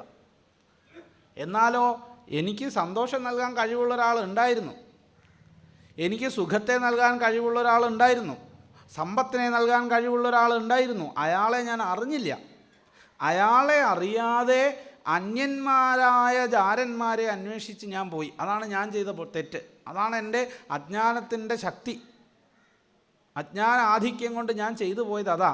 അടുത്തൊരാളുണ്ട്, സന്തം സമീപേ രമണം രതിപ്രദം വിത്തപ്രദം നിത്യമിമം വിഹായ അകാമദം ദുഃഖഭയാധിശോകമോഹപ്രദം തുച്ഛമഹം ഭജേജ്ഞാ. അജ്ഞയായ ഞാൻ എന്ത് ചെയ്തു? സമീപേ സന്തം, അടുത്തിരിക്കുന്നവനായ, രമണം രതിപ്രദം, എൻ്റെ നാഥനെ, എൻ്റെ ഭർത്താവിനെ, അല്ലെങ്കിൽ എനിക്ക് സന്തോഷത്തെ നൽകാൻ കഴിവുള്ളവനായ ഇമം വിഹായ, ഇവനെ വിട്ടിട്ട്, ആരെ? തൻ്റെ തന്നെ ആത്മസ്വരൂപത്തെ വിട്ടിട്ട്, അകാമദം ദുഃഖഭയാധിശോകമോഹപ്രദം തുച്ഛമഹം ഭജജ്ഞ. അകാമദം, കാമത്തെ നൽകാൻ കഴിവില്ലാത്തവൻ, ദുഃഖം, ഭയം, ആധി, ശോകം, ജര, ഇങ്ങനെ തുടങ്ങിയതായിട്ടുള്ള ബുദ്ധിമുട്ടുകളെ മാത്രം നൽകാൻ കഴിവുള്ളവനുമായ തുച്ഛനായിരിക്കുന്ന ഒന്നിൻ്റെ പിന്നാലെ പോവുക ഇത്രയും കാലം ചെയ്തത്. ഇത് പിങ്കളയുടെ മാത്രം അവസ്ഥയല്ല. ഇവിടെ പിങ്കള എന്ന് പറഞ്ഞിരിക്കുന്നത് ഏതെങ്കിലും ഒരു സ്ത്രീയെപ്പറ്റി മാത്രം ഉദ്ദേശിച്ചിട്ടില്ല, നമ്മളെ പറ്റിയാണ്. ഇവിടെ ഭാഗവതം കേൾക്കുമ്പോൾ, ഭാഗവതം എന്നല്ല, ഇതിഹാസ പുരാണങ്ങളൊക്കെ കേൾക്കുന്ന സമയത്ത് നമ്മൾ ശ്രദ്ധിക്കണം, ഓരോ സമയത്തും നമ്മളോടുള്ള കാരുണ്യം നിമിത്തം ഋഷിമാരിവിടെ മാതൃകയായിട്ട്, ഉദാഹരണങ്ങളായിട്ട് പറയുന്നത് വേറെ ആരെയുമല്ല, ഏതോ കാലത്ത് ജീവിച്ചിരുന്ന ഏതോ മനുഷ്യരെ പറ്റിയല്ല, നമ്മളെ ഓരോരുത്തരെയും പറ്റിയാണ്. ഇത്രയും കാരുണ്യത്തോടെ വേറെ ഒരാളും നിങ്ങൾക്ക് പറഞ്ഞു തരില്ല. നിങ്ങളുടെ ജീവിതത്തിലെ, നമ്മളുടെ ജീവിതത്തിലെ വളരെ നിസാരമായിട്ടുള്ള വിഷയങ്ങളെ പോലും എത്രത്തോളം നമുക്ക് ആത്മസാക്ഷാത്കാരത്തിന് പ്രതിബന്ധങ്ങളാകുന്നു എന്നുള്ളത് കൃത്യമായിട്ട് ഗുരുനാഥന്മാർ ഇവിടെ പറഞ്ഞു തരുന്നുണ്ട്, ഋഷിമാർ നമുക്ക് പറഞ്ഞു തരുന്നുണ്ട്. ചെറിയ ചെറിയ വിഷയങ്ങളായിരിക്കാം, പക്ഷേ ആ ചെറിയ വിഷയങ്ങൾ പോലും എത്ര വലിയ തടസ്സമാണ് നമുക്ക് ഉണ്ടാക്കുന്നതെന്ന് ഇവിടെ ഋഷിമാർ നമുക്ക് പറഞ്ഞു തരിക. ഇതുപോലെ വേറെ ആരെങ്കിലും പറഞ്ഞു തരുമോ നിങ്ങൾക്ക്? ഇതുപോലെ ഒരാളും പറഞ്ഞു തരില്ല. അത്രയും കാരുണ്യമാണ് അവർക്ക് ജീവരാശിയോട്. അതുകൊണ്ട് ഇവിടെ പിങ്കള എന്ന് പറയുന്ന ഏതോ ഒരു വേശ്യസ്ത്രീയല്ല, നമ്മൾ തന്നെയാണ്. നമ്മളെന്താ ചെയ്യുന്നത്? നമ്മൾ ഇതേപോലെ തനിക്ക് സമ്പത്തും സുഖവും ഉണ്ടാവണം എന്നുള്ള ചിന്തയോടുകൂടി ഈ ജീവന്മാരെന്ത് ചെയ്യുന്നു? പുതിയ പുതിയ ശരീരത്തെ സ്വീകരിച്ച് സന്തോഷം കിട്ടാൻ വേണ്ടി പുറമേ അലഞ്ഞു നടക്കുകയാണ്. എന്നിട്ട് ഈ അലഞ്ഞു നടക്കുന്നിടത്ത് എവിടുന്നെങ്കിലും സുഖം കിട്ടുന്നുണ്ടോ? അതില്ല. സുഖം എവിടെ കണ്ടെത്തണം? അവനവനിൽ തന്നെ കണ്ടെത്താൻ സാധിക്കണം. ബാക്കി അതിൽ നിന്ന് അന്യമായി എവിടെ സുഖം കണ്ടെത്തിയാലും അതൊക്കെ ശാശ്വതമല്ല, അതൊക്കെ കുറച്ച് കാലം മാത്രം. പ്രത്യേകിച്ച് ഇന്ദ്രിയങ്ങളിലൂടെ വരുന്ന സുഖമാണെങ്കിൽ പറയേണ്ട ആവശ്യമില്ല. കാരണം ഇന്ദ്രിയങ്ങൾക്ക് എത്ര കാലമാണോ വിഷയങ്ങളുമായിട്ട് ബന്ധമുണ്ടാകുന്നത് അത്രയും കാലമേ ഈ സുഖം നിലനിൽക്കൂ. ഇന്ദ്രിയവും ആ വിഷയവുമായിട്ടുള്ള ബന്ധം വിട്ടുപോകുന്ന നിമിഷത്തിൽ നിങ്ങളുടെ സുഖം കഴിഞ്ഞു. നിങ്ങൾ കണ്ണുകൊണ്ട് നല്ല കാഴ്ച കാണുന്നു, കാഴ്ച കാണുന്ന സമയത്ത് നമുക്ക് സന്തോഷം ഉണ്ടാകുന്നു. ആ കാഴ്ച കണ്ണെന്ന് മറിഞ്ഞു പോയാൽ സന്തോഷം കഴിഞ്ഞു. പിന്നെ ബാക്കി സാഹചര്യങ്ങളൊക്കെ അനുകൂലമായിട്ടിരിക്കുന്ന സമയത്ത് ചിലപ്പോൾ മനസ്സിലൊന്ന് ഓർത്താ ഒരു സന്തോഷമൊക്കെ ഉണ്ടായേക്കാം, അത്രയേ ഉള്ളൂ. അപ്പോൾ ആ ഇന്ദ്രിയത്തിന്, ആ കണ്ണിന് കാഴ്ച, ആ കാണുന്ന വസ്തുവുമായിട്ട് എത്ര കാലം ബന്ധം ഉണ്ടായിരുന്നു അത്രയും സമയത്ത് നിലനിന്ന സന്തോഷം ഉണ്ടായിരുന്നുള്ളൂ. ഇതുപോലെ തന്നെ കാതും, കേൾക്കുമ്പോൾ സുഖമുണ്ട്, ആ കേൾക്കൽ കഴിഞ്ഞാൽ പിന്നെ എന്തായി? വീണ്ടും പഴയ അവസ്ഥയിലേക്ക് പോവുക. ഭക്ഷണം കഴിച്ചപ്പോൾ സുഖമായി, കുറച്ച് കഴിഞ്ഞാൽ അത് വീണ്ടും ആദ്യം ഈ വിശപ്പ് പൊന്തി വരും. ചുരുക്കം പറഞ്ഞാൽ ഇതൊന്നും ശാശ്വതമായൊരു സുഖത്തെ നൽകുന്നില്ല. ഇതുപോലെ തന്നെ ബന്ധുക്കളെ, സുഹൃത്തുക്കളൊക്കെ നോക്കിക്കോളൂ. നമ്മൾ വിചാരിക്കും ഇവരൊക്കെ ജീവിതത്തിൽ എന്നും കൂടെ ഉണ്ടായാൽ സന്തോഷമാണ്, അല്ലേ? വളരെയധികം സ്നേഹത്തോടു കൂടി ആഗ്രഹിച്ച് കല്യാണമൊക്കെ കഴിച്ചു, വിവാഹം കഴിഞ്ഞ് 2 ദിവസം കഴിയുമ്പോഴേ തുടങ്ങും, അല്ലേ? അച്ഛനമ്മമാരുമായിട്ടായാലും മക്കളുമായിട്ടായാലും തമ്മിൽ പ്രശ്നമില്ലാത്ത സ്ഥലങ്ങളൊന്നുമില്ല. നിസാര കാര്യങ്ങളുടെ പേരിലാണെങ്കിൽ പോലും എന്തുണ്ടാവും? എന്നാൽ ഈ അവനവനുമായിട്ട് യുദ്ധം ചെയ്യുന്ന ആൾക്കാരെ കണ്ടിട്ടുണ്ടോ? നമ്മൾ അങ്ങോട്ട് നോക്കാറേ ഇല്ല, അവനവൻ്റെ ഉള്ളിലേക്ക് നോക്കാറില്ല. കാരണം നമ്മുടെ കൂടെ എപ്പോഴും സന്തോഷം നൽകിക്കൊണ്ടിരിക്കുന്ന, നമ്മുടെ ഇഷ്ടത്തിനനുസരിച്ച് നമ്മുടെ കൂടെ നിൽക്കുന്ന, സന്തോഷവും സമാധാനവും ഒക്കെ നൽകിക്കൊണ്ടിരിക്കുന്ന ഒരാൾ ഉള്ളിലുണ്ട്. അങ്ങോട്ട് തിരിഞ്ഞു നോക്കുന്നില്ലല്ലോ. നോക്കുന്നത് എവിടേക്കാ? പുറത്തേക്കാ. പക്ഷെ ഇവിടെ ആ മഹാത്മാവിൻ്റെ ദൃഷ്ടി കൊണ്ടാണോ എന്നറിയില്ല, ആ പിങ്കള ഉള്ളിലേക്ക് നോക്കി അവിടെ അതാ ഒരാൾ ഇരിക്കുകയാണ്, സന്തം സമീപേ രമണം രതിപ്രദം വിത്തപ്രദം നിത്യം. അതാണ് ഏറ്റവും രസമായിട്ടുള്ളത്. ഇയാൾ നിങ്ങളെ ഉപേക്ഷിച്ച് പോകുന്നുമില്ല, ബാക്കിയൊക്കെ നിങ്ങളെ വിട്ട് പോവും. നമ്മൾ വിചാരിക്കും വലിയ കാര്യമായിട്ട്, എൻ്റെ കൂടെ ജീവിതകാലം മുഴുവൻ ഉണ്ടാവുന്നു. എവിടെ? അച്ഛനമ്മമാരുണ്ടാവില്ല, മക്കളുണ്ടാവില്ല, ബന്ധുക്കളുണ്ടാവില്ല, സുഹൃത്തുക്കളുണ്ടാവില്ല, ഭാര്യ ഉണ്ടാവില്ല, ഒരു ഗ്യാരണ്ടി ഇല്ല ഇതിനൊന്നും. പക്ഷേ ഇദ്ദേഹവുമായിട്ടുള്ള ബന്ധമുണ്ടല്ലോ നിത്യമാണ്. അതുകൊണ്ട് ഭാഗവതത്തിൽ പല സ്ഥലത്തും നിങ്ങൾക്ക് കാണാം അവിദധാഭിസന്ധി എന്നൊരു വാക്ക് ഉപയോഗിച്ചിട്ടുണ്ട്. വിദധം എന്ന് വെച്ചാൽ നുണ, അവിദധം എന്ന് വെച്ചാൽ അപ്പോൾ എന്താ? അതിൻ്റെ ഓപ്പോസിറ്റ് സത്യം. നേരായൊരു ബന്ധം ആരെങ്കിലുമായിട്ടുണ്ടെങ്കിൽ അത് ആര് മാത്രമാണ്? ഭഗവാനുമായിട്ട് മാത്രമാണ്. ആ നിത്യനായ ഈശ്വരനെ, ആത്മസ്വരൂപിയായിരിക്കുന്ന ഈശ്വരനെ കണ്ടെത്താൻ നിങ്ങൾ ശ്രദ്ധിക്കണം, അല്ലെങ്കിൽ അതിന് ശ്രമിക്കണം എന്ന് പറയാണ്. ഞാൻ എന്താ ചെയ്തത്? ഞാൻ സ്ത്രീലോലന്മാരായിട്ടുള്ള ധനാഗ്രഹിയായിട്ടുള്ള ആ ഒരു മനുഷ്യരിൽ നിന്ന് എന്ത് ചെയ്തു? ധനത്തെയും കാമസുഖത്തെയും ഒക്കെ ആഗ്രഹിച്ചു. പക്ഷേ അതൊക്കെ വ്യർത്ഥമാണ്, എൻ്റെ ശരീരത്തിന് തന്നെ അല്ലെങ്കിൽ എൻ്റെ മനസ്സിനെ പോലും ദുഃഖിപ്പിക്കുന്നതാണ് എന്ന് മനസ്സിലാക്കിയില്ല എന്ന് പറയുകയാണ്.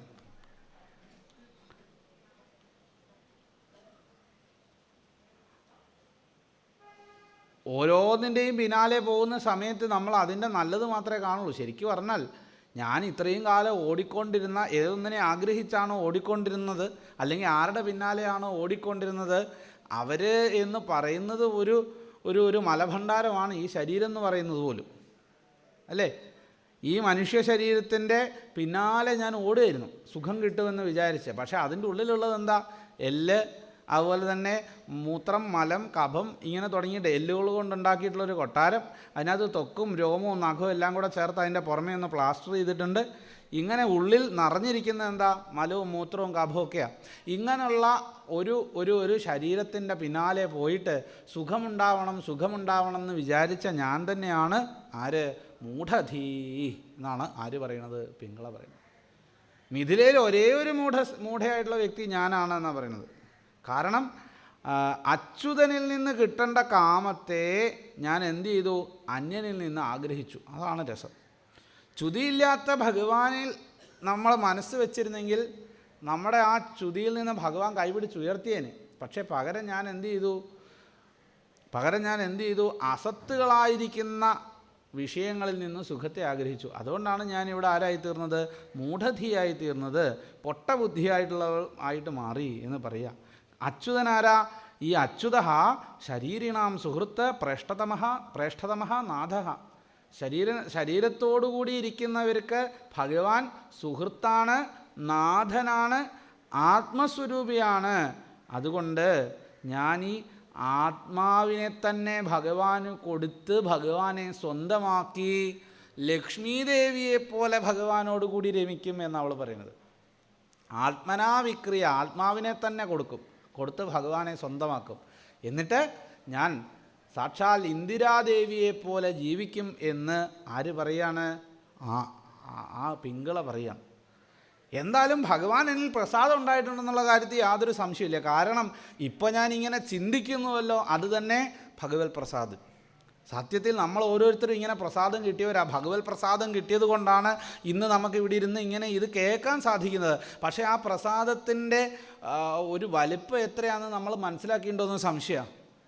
എത്രയോ ആളുകൾ ഇങ്ങനെ സത്സംഗത്തിൽ പങ്കെടുക്കണമെന്നും ഭഗവാൻ പറഞ്ഞ ഈ സദുക്തികളെ കേൾക്കണമെന്നും ആഗ്രഹിക്കുന്നു. അവർക്കൊക്കെ ഇത് സാധിക്കുന്നുണ്ടോ? അവർക്കാർക്കും ഇത് സാധിക്കുന്നില്ല. ആഗ്രഹിച്ചിട്ട് സാധിക്കുന്നില്ല. പ്രാരബ്ധം കൊണ്ടും മറ്റ് പല കാരണങ്ങളെ കൊണ്ടും അവർക്ക് എന്ത് ചെയ്യുന്നില്ല, ഇത് സാധിക്കുന്നില്ല. പക്ഷേ സാധിച്ച നമ്മൾ ഇവിടെ വന്ന് ഇരിക്കുന്നെങ്കിലും ഇതിൻ്റെ വലിപ്പം അറിയുന്നുണ്ടോ എന്ന് സംശയമാണ്. എല്ലാവരും അങ്ങനെയാണെന്നല്ല പറഞ്ഞത്, അറിയുന്നുണ്ടോ എന്ന് സംശയമാണ്. അത്രയും ഭാഗ്യം ചെയ്തുകൊണ്ടാണ് ഇവിടെ ഇരുന്ന് നമുക്ക് എന്ത് ചെയ്യാൻ സാധിക്കുന്നത്, ഇത് കേൾക്കാൻ സാധിക്കുന്നത്. അതുകൊണ്ട് ഇവിടെ പറയാണ്, നൂനമ്മേ ഭഗവാൻ പ്രീത വിഷ്ണുക്കേനാഭികർമ്മണ. എൻ്റെ ഏതൊക്കെയോ പുണ്യപ്രവൃത്തികളിൽ ഭഗവാൻ പ്രീതനായിത്തീർന്നു. അതുകൊണ്ട് തന്നെ എനിക്ക് ഈ നിർവേദം, ഈ വൈരാഗ്യം വന്നു എന്ന് പറയാണ്. മന്ദഭാഗ്യമായിട്ടുള്ള, കാരണം ഇത്രയും കാലം ഇത് ചിന്തിക്കാൻ തോന്നിയില്ല. ഇപ്പോഴെങ്കിലും ഭാഗ്യം കൊണ്ട് എന്ത് ചെയ്യാൻ സാധിച്ചു, എനിക്ക് ഈ ഭഗവാനെ പറ്റി ചിന്തിക്കാൻ സാധിച്ചു. ഈ ഗൃഹം അതുപോലെ തുടങ്ങിയ വിഷയങ്ങളിലൊക്കെ എനിക്ക് ആ മമതയൊക്കെ വിട്ടുപോയി അതിനെ ത്യജിച്ച് ഭഗവാനിൽ ഉറപ്പിക്കാൻ സാധിച്ചു. അതുകൊണ്ട് തന്നെ ഞാൻ ഇനി എന്തു ചെയ്യും? ഭഗവാനിലേക്ക് തന്നെ മനസ്സിനെ ഉറപ്പിച്ച് വിഹരാമി അമുനൈവ അഹം ആത്മനാ രമണേനവൈ, എന്നെ സന്തോഷിപ്പിച്ചുകൊണ്ടിരിക്കുന്ന ആത്മസ്വരൂപിയായ അച്യുതനോട് ചേർന്നിരുന്ന് ഞാൻ വിഹരിക്കും എന്ന് പ്രാർത്ഥിച്ചു. സംസാരമാകുന്ന കൂപേ പതിതം, സംസാരമാകുന്ന പൊട്ടക്കിണറ്റിൽ വീണുകിടക്കുന്നു. അതുകൂടാതെ വിഷയൈഹി മുഷിതേക്ഷണം എന്നാണ്, വിഷയങ്ങളാൽ അപഹരിക്കപ്പെട്ട ഇന്ദ്രിയത്തോടുകൂടി ഇരിക്കുന്നവളുമായ പോരാ, കാലാഹിനാ ഗ്രസ്തം, കാലമാകുന്ന പാമ്പ് കൊണ്ട് പിടിക്കപ്പെട്ടവളുമായ എനിക്ക് ഭഗവാനല്ലാതെ വേറെ കോന്യസ്ത്രാത് മധീശ്വര, എന്നെ സഹായിക്കാൻ വേറെ ആരാ ഉള്ളത്? ബാക്കിയുള്ളതൊന്നും സഹായിക്കൊന്നുമില്ല. ബന്ധമുണ്ടെന്ന് തോന്നിയാൽ പോലും അത് ശാശ്വതമല്ല. ശാശ്വതമായിട്ട് എന്നെ ഇതൊന്ന് കരകയറ്റാൻ ആർക്ക് മാത്രമേ സാധിക്കൂ? ഭഗവാന് മാത്രമേ സാധിക്കൂ. അതുകൊണ്ട് ഈ ജഗത്തിനെ പോലും കാലമെന്നുള്ള പാമ്പ് വിഴുങ്ങിയിരിക്കുകയാണ് എന്ന് മനസ്സിലാക്കിക്കൊണ്ട് ശ്രദ്ധയോടുകൂടി ഈ പ്രപഞ്ചത്തിൽ ഓരോന്നിനെയും നിരീക്ഷിച്ച് നശ്വരമായതെന്ത് അനശ്വരമായത് എന്ത് എന്ന് തിരിച്ചറിഞ്ഞ് അനശ്വരനായ ഈശ്വരനിലേക്ക് മനസ്സിനെ ഉറപ്പിച്ച് ഞാൻ ഇതിന്ന് രക്ഷപ്പെടും എന്ന് ആര് പറഞ്ഞു? പിങ്കള പറഞ്ഞു. അല്ലെങ്കിൽ അറിവുള്ളവർ ആത്മാവേവ ബ്രാഹ്മണ, ഈ ആത്മസ്വരൂപം തന്നെയാണ് അനശ്വരമായത് എന്ന് അറിവുള്ളവർ പറയുന്നു. അത് മനസ്സിലാക്കി ഞാൻ ഇതിന്ന് രക്ഷപ്പെടും എന്ന് ആര് തീരുമാനിച്ചു? ഈ പിങ്കള തീരുമാനിച്ചു. അതോടുകൂടി ഈ പിങ്കള അവിടെ പോയിട്ട് സുഖമായിട്ട് കിടന്നുറങ്ങി. ഇത്രയും നേരം ഉറക്കമില്ലാതിരുന്ന അവൾക്ക് ഇതെല്ലാം ചിന്തിച്ച് കഴിഞ്ഞപ്പോൾ എന്തുണ്ടായി? സുഖമുണ്ടായി. കാരണം ഇനി ഒന്നിനെയും പേടിക്കാനില്ല. നാളെ എന്തുണ്ടാവുമെന്നറിയില്ല. ഞാൻ ആരാണ്? ഞാൻ ഭഗവാനോട് കൂടി ചേർന്നിരിക്കുന്നവളാണ്. എനിക്കിനി ഒന്നിനെയും പേടിക്കാനില്ല. സകല ബന്ധനങ്ങളും അവിടെ അഴിഞ്ഞു. മുമ്പ് പറഞ്ഞിരുന്നു മനയേവ മനുഷ്യാണാം കാരണം ബന്ധമോക്ഷമെന്ന്. ആ ബന്ധവും മോക്ഷവും ഉണ്ടാകുന്ന മനസ്സിനെ എന്ത് ചെയ്തു? അവളങ്ങോട്ട് കെട്ടഴിച്ചു വിട്ടു. ഇപ്പോൾ അതെല്ലാം വിവേചിച്ചറിഞ്ഞ് മനസ്സിപ്പോൾ സ്വസ്ഥമായപ്പോൾ സുഖമായിട്ട് കിടന്നുറങ്ങി. അതുകൊണ്ട് അവൾ പാടിയ ആ പാട്ടിൽ നിന്ന് നിങ്ങൾ മനസ്സിലാക്കണം, ആശാഹി പരമം ദുഃഖം നൈരാശ്യം പരമം സുഖം യഥാ സംഛിദ്യ കാന്താശാം സുഖം സുഷ്വാപ പിങ്കള. ആഗ്രഹമാണ് പരമമായ ദുഃഖം. ആഗ്രഹങ്ങൾ ഉണ്ടാകും തോറും ദുഃഖം കൂടിക്കൊണ്ടിരിക്കും. കാരണം ആഗ്രഹങ്ങളെല്ലാം പൂർത്തീകരിക്കാൻ ഒരു മനുഷ്യനും സാധിക്കില്ല. ആ ആഗ്രഹം പൂർത്തീകരിക്കാതെ വരുമ്പോൾ, തൻ്റെ ഇച്ഛയ്ക്കൊത്ത് നടക്കാതെ വരുമ്പോൾ സ്വാഭാവികമായിട്ടും എന്ത് പിടികൂടും? ദുഃഖം പിടികൂടും. അതുകൊണ്ട് അതിനെ ഉപേക്ഷിച്ചിട്ട് നൈരാശ്യം എന്ന് വെച്ചാൽ എന്തെങ്കിലും ആഗ്രഹിച്ചത് കിട്ടാത്ത അവസ്ഥയല്ല, ആഗ്രഹങ്ങളേ ഇല്ലാത്ത അവസ്ഥയാണ്. അതാണ് പരമമായ സുഖം. ഒന്നിനും നിർമ്മമനായിട്ട് അതുപോലെ തന്നെ യാതൊരു ആഗ്രഹങ്ങളുമില്ലാതെ ഇരിക്കുന്ന ഒരാളാണ് നിരപേക്ഷൻ, അല്ലേ? നിരപേക്ഷനായിട്ടിരിക്കുന്ന ഒരാളാണെങ്കിൽ അവന് എന്നും സുഖം ഉണ്ടാവും എന്ന് മനസ്സിലാക്കി ഈ പിങ്കളയും ഉറങ്ങി. അതോടെ അവൾക്ക് സമാധാനം ഉണ്ടായി, സുഖമായിട്ട് ഉറങ്ങി. നിങ്ങൾക്കും സമാധാനവും സന്തോഷം ഉണ്ടാവാൻ എന്ത് ചെയ്യുക? ഇത് കേട്ടാൽ മതി, അല്ലെങ്കിൽ ഇത് ആലോചിച്ച് ഉറപ്പിച്ചാൽ മതി എന്ന് ഇതേ കാര്യം ഗോപികമാരൊരു സ്ഥലത്ത് ഉദ്ധവൻ്റെ അടുത്ത് പറയുമ്പോൾ പറയുന്നുണ്ട് ഇതേ കാര്യം. ഞങ്ങൾക്ക് ഭഗവാൻ അടുത്ത് വന്നിരുന്ന് സംസാരിക്കണമെന്നും ഒക്കെ തോന്നിയപ്പോഴാണ് ദുഃഖം ഉണ്ടായത്, അല്ലേ? ഇത് വിമർശനാത്മക ബുദ്ധിയോടുകൂടി യുക്തിയോടുകൂടി ഇത് ചിന്തിച്ച് ഭഗവാൻ ആത്മസ്വരൂപിയായിട്ട് ഉള്ളിലുണ്ടെന്ന് അറിഞ്ഞിരുന്നെങ്കിൽ ഇത്ര വിഷമം ഉണ്ടാവില്ലായിരുന്നു. ഭഗവാനെ പുറമേക്ക് കാണുമ്പോഴും അല്ലെങ്കിൽ ഭഗവാൻ കൂടെ ഉണ്ട്, അല്ലേ, വേറൊരു പുരുഷനായിട്ട് അന്യനായിട്ട് കൂടെ ഉണ്ടെന്ന് തോന്നുമ്പോഴാണ് വിഷമം. ഭഗവാൻ ഉള്ളിലുണ്ട് എന്ന് ഉറപ്പിച്ചതോടുകൂടി ഗോപികമാരുടെയും ആ വിഷമം മാറി എന്നാണ് അവർ പറയുന്നുണ്ട്. ഈ പിങ്കളയെ തന്നെ കോട്ട് ചെയ്തുകൊണ്ട് അവിടെ പറയുന്നുണ്ട്. അപ്പോൾ പിങ്കള എന്ന് പറയുന്ന ഒരു ഗുരു ഒരു വലിയ പാഠം ഇവിടെ പഠിപ്പിച്ചു. അതോടുകൂടി ആ ഒരു അധ്യായം കഴിഞ്ഞു. അടുത്ത അധ്യായത്തിൽ 9-ാമത്തെ അധ്യായത്തിൽ ആദ്യം ഗുരു പറയുന്നു കുരരപ്പക്ഷി. കുരരപ്പക്ഷി എന്ന് വെച്ചാൽ ഞാറപ്പക്ഷി. ഈ ഞാറപ്പക്ഷിക്ക് ഒരു കഷ്ണം മാംസം കിട്ടി.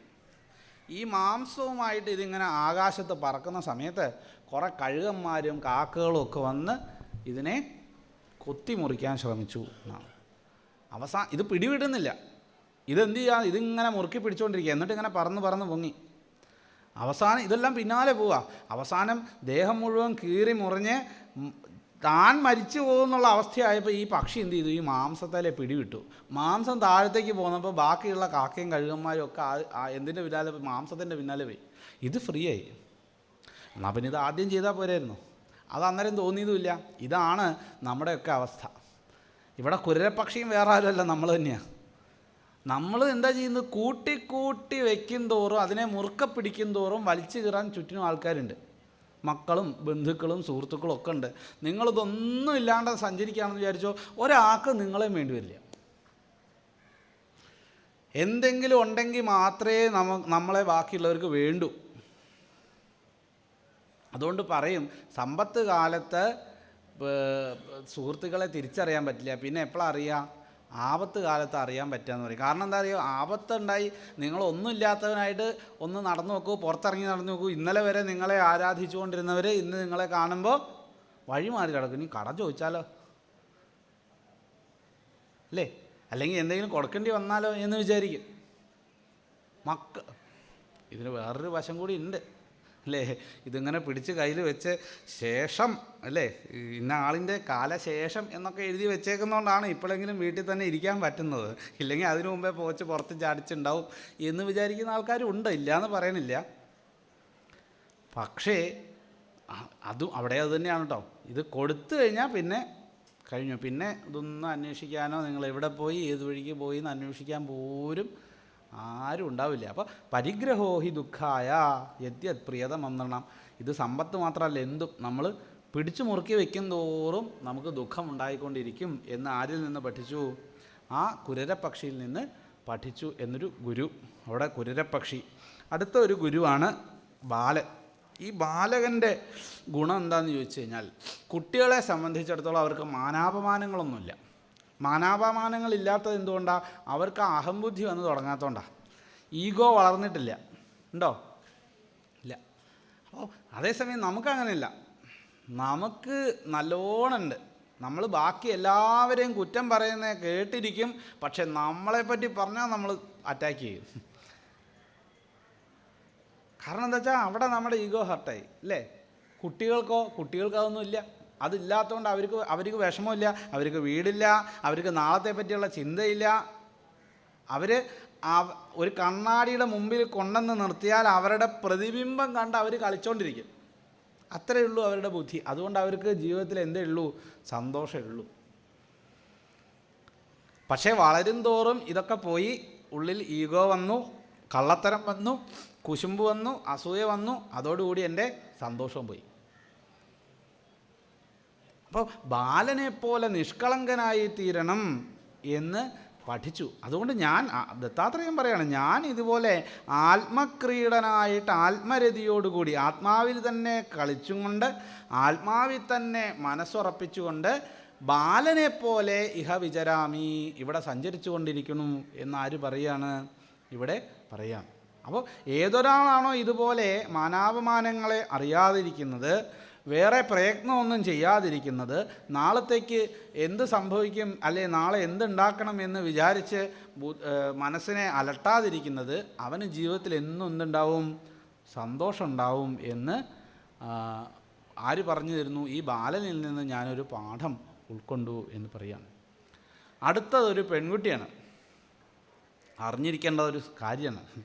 ഈ പെൺകുട്ടിയിൽ നിന്ന് ഞാൻ എന്ത് പാഠം പഠിച്ചു എന്നല്ലേ?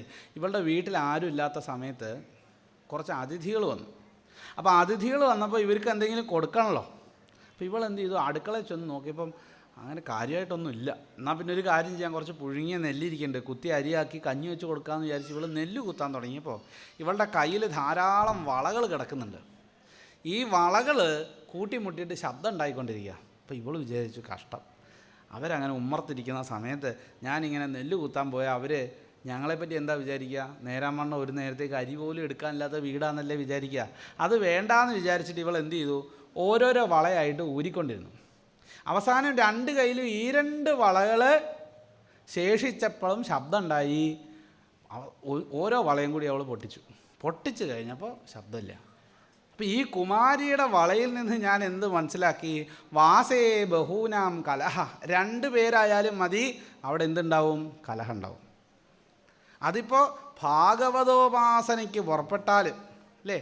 ഭാഗവതം വായിക്കാൻ പുറപ്പെട്ടാൽ, നാരായണീയം വായിക്കാൻ പുറപ്പെട്ടാലും ഈ യൂണിഫോമിറ്റി എന്തിൽ മാത്രമേ ഉണ്ടാവുള്ളൂ? യൂണിഫോമിൽ മാത്രമേ ഉണ്ടാവുള്ളൂ. മനസ്സിൽ ഇത് ലേശം ഉണ്ടാവില്ല.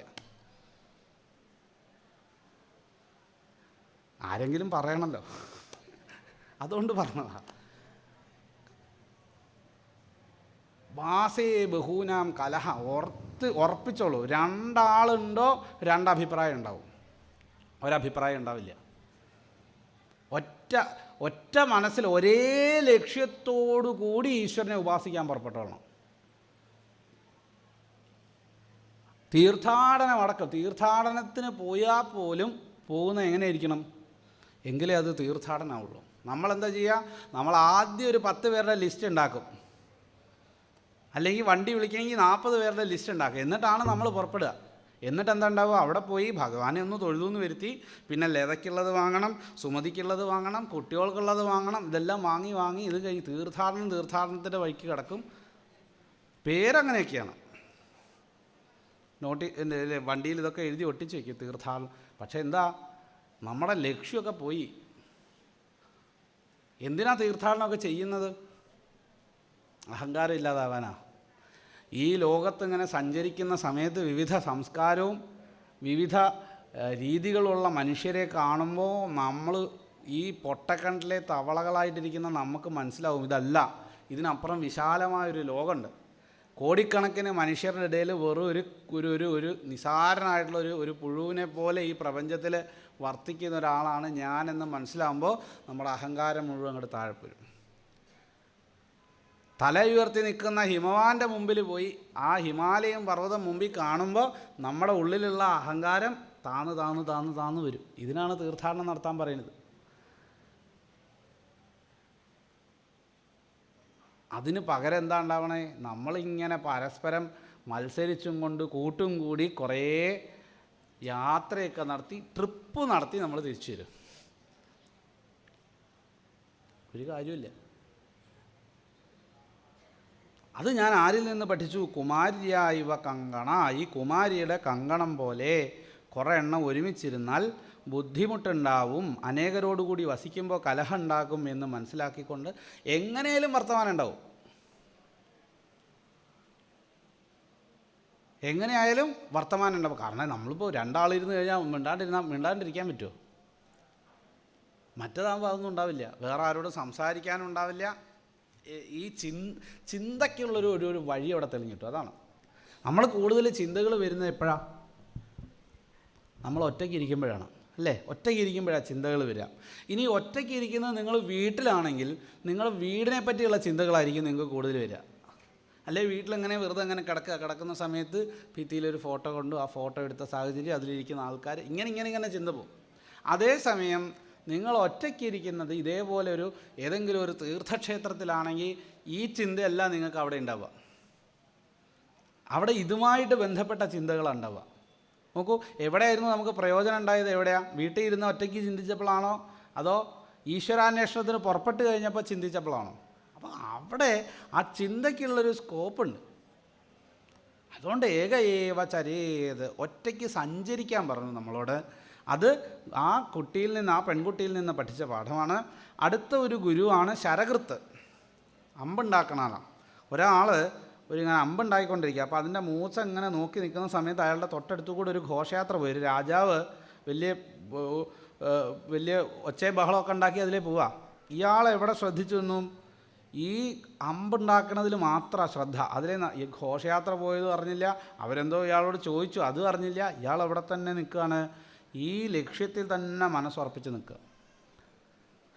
ഇതുപോലെ ആയിരിക്കണം യതി എന്ന് പറയും. ജിതാസനും ജിതശ്വാസനുമായിരിക്കുന്ന, ആലസ്യമില്ലാതെ വൈരാഗ്യം കൊണ്ട് മനസ്സിനെ ഭഗവാനിൽ ഉറപ്പിച്ചവൻ, അല്ലെങ്കിൽ മനസ്സിനെ ഭഗവാനിൽ ഉറപ്പിക്കണം. ഏകത്ര സംയുജ്യാൽ എന്ന് പറയും. ഒരിടത്ത് മനസ്സിനെ ഉറപ്പിച്ച് വെക്കണം. അവിടെ ഉറപ്പിച്ച് വെച്ച് കഴിഞ്ഞാൽ പിന്നെ പുറമേക്കുള്ളതൊന്നും അറിയില്ല. അപ്പോൾ നമ്മളിവിടെ ഇരിക്കുമ്പോൾ നമുക്ക് മറ്റ് കാര്യങ്ങളിലേക്ക് ശ്രദ്ധ പോകുന്നുണ്ട്. എന്തുകൊണ്ടാണ് അങ്ങനെ ശ്രദ്ധ പോകുന്നത്? മനസ്സ് വേണ്ട പോലെ ഉറക്കാത്തതുകൊണ്ടാണ്. ഉറച്ചിട്ടുണ്ടെങ്കിൽ ഇങ്ങനെ ശ്രദ്ധ പോവില്ല. പോവോ? ഇല്ല. എന്തിവിടെ നടന്നാലും നമ്മളറിയും. ആര് വന്നു, ആര് പോയി, ഇതിലേ വന്നു, ഫ്രണ്ടിലിരിക്കുന്ന ആൾക്കാർക്ക് പിന്നെ ഇടയ്ക്ക് തടസ്സങ്ങളൊന്നും ഇല്ലാത്തതുകൊണ്ട് കുറേയൊക്കെ കൊണ്ടു. ബാക്കി പുറകിലിരിക്കുന്ന ആൾക്കാരെയൊക്കെ ഇവിടെ നോക്കി അറിയാം. ഒരാൾ ഇതിലെ വരുമ്പോൾ തന്നെ അവരുടെ പിന്നാലെ പോകും കണ്ണ്. അവരെ ഏതെങ്കിലും സൗകര്യമുള്ള സീറ്റിൽ കൊണ്ടുവന്ന് ഇരുത്തി കഴിഞ്ഞിട്ടാണ് പിന്നെ ഇങ്ങോട്ട് മനസ്സ് വരുന്നത്, അല്ലെങ്കിൽ നമ്മുടെ ശ്രദ്ധ വരുന്നത്. പക്ഷേ യോഗികൾ അങ്ങനെയല്ല. അതാണ് അവരുടെ പ്രത്യേകത. അവർ കണ്ണ് തുറച്ചിരുന്നാലും കണ്ണ് മൂടി കെട്ടിയ പോലെയാണ്, ചെവി തുറന്നിരുന്നാലും ചെവി അടച്ച പോലെയാണ്, പുറമേക്ക് ഒന്നും അവരുടെ ഉള്ളിലേക്ക് കയറില്ല. ആ രീതിയിലേക്ക് എത്താൻ ആര് ശ്രമിക്കണം? യതി മുമുക്ഷുവായ ഒരാൾ ശ്രദ്ധിക്കണം എന്ന് ഇവിടെ പറയാണ്. അപ്പോൾ പതിയെ പതിയെ മനസ്സിനെ എന്ത് ചെയ്യണം? ശനൈഹി ലബ്ധപദം ഭഗവാനിലേക്ക് ഉറപ്പിച്ചിട്ട് ഈ രജസ്തമസ്സുകളെ, രജോ ഗുണത്തെയും തമോ ഗുണത്തെയും ഇല്ലാതാക്കണം, സത്വഗുണത്തെ വർദ്ധിപ്പിക്കണം.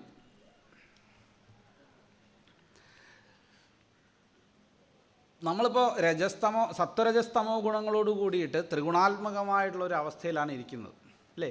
ഇവിടെ ഇതിനെ ഇല്ലാതാക്കാൻ എന്താ വഴി, ഗുണത്തെ ഇല്ലാതാക്കാൻ എന്താ വഴി എന്നുള്ളതിന് ഉപായം പറയുന്നത്, ആദ്യം നമ്മുടെ ഉള്ളിൽ സത്വഗുണം വർദ്ധിപ്പിക്കാൻ എന്താ വേണ്ടതെന്ന് ആദ്യം ആലോചിക്കുക. അതിനാണ് നമുക്ക് മുമ്പ് വർണ്ണധർമ്മങ്ങളും ആശ്രമധർമ്മങ്ങളും ഭഗവത് ഭക്തന്മാരുടെ ധർമ്മങ്ങളും ഭാഗവത ധർമ്മങ്ങളും ഒക്കെ പറഞ്ഞത്. അപ്പോൾ ഈ ഭാഗവത ധർമ്മങ്ങളെയും വർണ്ണാശ്രമധർമ്മങ്ങളെയും ഒക്കെ മനസ്സിലാക്കിക്കൊണ്ട് സാത്വികമായ കർമ്മങ്ങൾ മാത്രം നിരന്തരമായിട്ട് ചെയ്യുന്നതായാൽ ഉള്ളിൽ എന്തു വർദ്ധിക്കും? സത്വഗുണം വർദ്ധിച്ചു വരും. സത്വഗുണം വർദ്ധിച്ചു വരുന്ന സമയത്ത് ക്രമേണ എന്തില്ലാണ്ടാവും? രജോ ഗുണവും തമോ ഗുണവും ഇല്ലാതാവും. രജോ ഗുണവും തമോ ഗുണവും ഇല്ലാതായി കഴിഞ്ഞാൽ പൂർണ്ണമായും സത്വഗുണത്തിലിരിക്കുകയാണെങ്കിൽ, കാരണം ഗുണങ്ങൾ പരസ്പരം ചേർന്നാണ് ഇപ്പോഴും ഇരിക്കുന്നത്. അപ്പോൾ സത്വഗുണം ഉണ്ടെങ്കിൽ പോലും നമുക്കിപ്പോൾ ഇതൊക്കെ ഭാഗവതം കേൾക്കുന്നുണ്ട്, ഭാഗവത ധർമ്മങ്ങളൊക്കെ അറിയാം, എങ്കിലും മനസ്സിടയ്ക്കിടയ്ക്ക് നമ്മുടെ നിന്ന് വിട്ടുപോകുന്നത് എന്തുകൊണ്ടാണെന്ന് ചോദിച്ചാൽ, ഇവിടെ ഗുണങ്ങൾ ഒറ്റയ്ക്കൊറ്റയ്ക്കല്ല സ്ഥിതി ചെയ്യുന്നത്. സത്വഗുണത്തോട് കൂടി രജോ ഗുണം അവിടെ ഇരിക്കുന്നുണ്ട്, രജോ ഗുണത്തോട് കൂടി തമോ ഗുണം അവിടെ ഇരിക്കുന്നുണ്ട്. അതുകൊണ്ട് തന്നെ നമുക്ക് പെട്ടെന്ന് ഇതിൽ നിന്ന് നിവൃത്തനായിത്തീരാൻ സാധിക്കില്ല. അപ്പോൾ ആദ്യം ചെയ്യേണ്ടത് എന്താണെന്ന് വെച്ചാൽ, സത്വഗുണത്തെ മാത്രം അവിടെ നിർത്തുന്ന രീതിയിൽ രജോ ഗുണത്തെയും തമോ ഗുണത്തെയും നശിപ്പിക്കണം. ക്രമേണ സത്വഗുണത്തെ സത്വഗുണം കൊണ്ട് തന്നെ നശിപ്പിക്കാൻ സാധിക്കും. ഭഗവാനിൽ മനസ്സുറപ്പിച്ച് അവസ്ഥകളെ അതിജീവിച്ച് തുരീയാവസ്ഥയിൽ എത്തിക്കഴിഞ്ഞാൽ അവിടെ ബാക്കിയുള്ളതൊക്കെ ഈ ഗുണങ്ങളും ബുദ്ധിയും ഒക്കെ തന്നെത്താനെ നശിച്ചോളും എന്ന് ഭഗവാൻ ഇവിടെ പറഞ്ഞു കൊടുക്കും. വേണു സംഘർഷജോ വന്നി, വേണുവിൽ, അതായത് മുളങ്കാട് ഒരഞ്ഞുണ്ടാകുന്ന അഗ്നി എങ്ങനെയാണോ മുളങ്കാടിനെ തന്നെ നശിപ്പിക്കുന്നത്, അതുപോലെ എന്തു ചെയ്യും? ഈ മനസ്സ് ഭഗവാനിൽ ഉറയ്ക്കുമ്പോൾ ഉണ്ടാകുന്ന ആ ആത്മജ്ഞാനത്തിൻ്റെ അനുഭവ തലം ബാക്കിയുള്ളതിനെയൊക്കെ നശിപ്പിച്ചോളും. ജ്ഞാനമില്ല എന്ന് പറയാൻ പറ്റില്ല. നമ്മൾ ബുദ്ധിയിൽ ഈ ജ്ഞാനം അറിയുന്നുണ്ട്, ഭാഗവതമൊക്കെ കേൾക്കുന്നതുകൊണ്ടും സത്സംഗത്തിൽ പങ്കെടുക്കുന്നതുകൊണ്ടും ഒക്കെ നമ്മൾ ബുദ്ധിയിൽ ഈ ജ്ഞാനത്തിനെ അറിയുന്നുണ്ട്. അറിയുന്നത് കൊണ്ട് നമുക്ക് ഇല്ല എന്ന് പറയാൻ പറ്റില്ല. ബുദ്ധിയിൽ ഈ ജ്ഞാനമുണ്ട്, പക്ഷേ അത് അനുഭവത്തിൽ എത്തിയിട്ടില്ല എന്നേ ഉള്ളൂ. അനുഭവത്തിലെത്തുന്ന സമയത്ത് നമ്മൾ എന്തു ചെയ്യും? ഈ വാസനകളെയൊക്കെ വിട്ട് അവിടെ എന്തു ചെയ്യും? ഈ ആനന്ദത്തെ അനുഭവിക്കും. അപ്പോൾ അതുകൊണ്ട് ആദ്യം എന്തു ചെയ്യുക? മനസ്സിനെ ലക്ഷ്യത്തിൽ ഉറപ്പിച്ച് വയ്ക്കുക. മനസ്സിനെ ലക്ഷ്യത്തിൽ ഉറപ്പിച്ച് വെച്ച് ബാക്കിയുള്ളതിനെയൊക്കെ വിട്ടുകളയുകയാണ് വേണ്ടത് എന്ന് പറഞ്ഞു. അടുത്തൊരു ഗുരുവാണ് സർപ്പം. എന്താണ് സർപ്പത്തിൽ നിന്ന് പഠിച്ച പാഠം? സർപ്പം ഒറ്റയ്ക്ക് സഞ്ചരിക്കുന്നവനാണ്, ഏകചാരി, അനികേതന. അതിന് പ്രത്യേകിച്ച് വാസസ്ഥാനമൊന്നുമില്ല. എവിടെയെങ്കിലും ഇരിക്കണമെങ്കിൽ അത് വേറെ ഏതെങ്കിലും വലിയോ അല്ലെ അങ്ങനത്തെ എന്തെങ്കിലും ജീവികൾ ഉണ്ടാക്കി മാളത്തിൽ കയറി കിടക്കും എന്നല്ലാതെ അതിന് പ്രത്യേകിച്ച് വീടുണ്ടാക്കാനുള്ള കഴിവൊന്നുമില്ല. പിന്നെ അലക്ഷ്യമാണ്.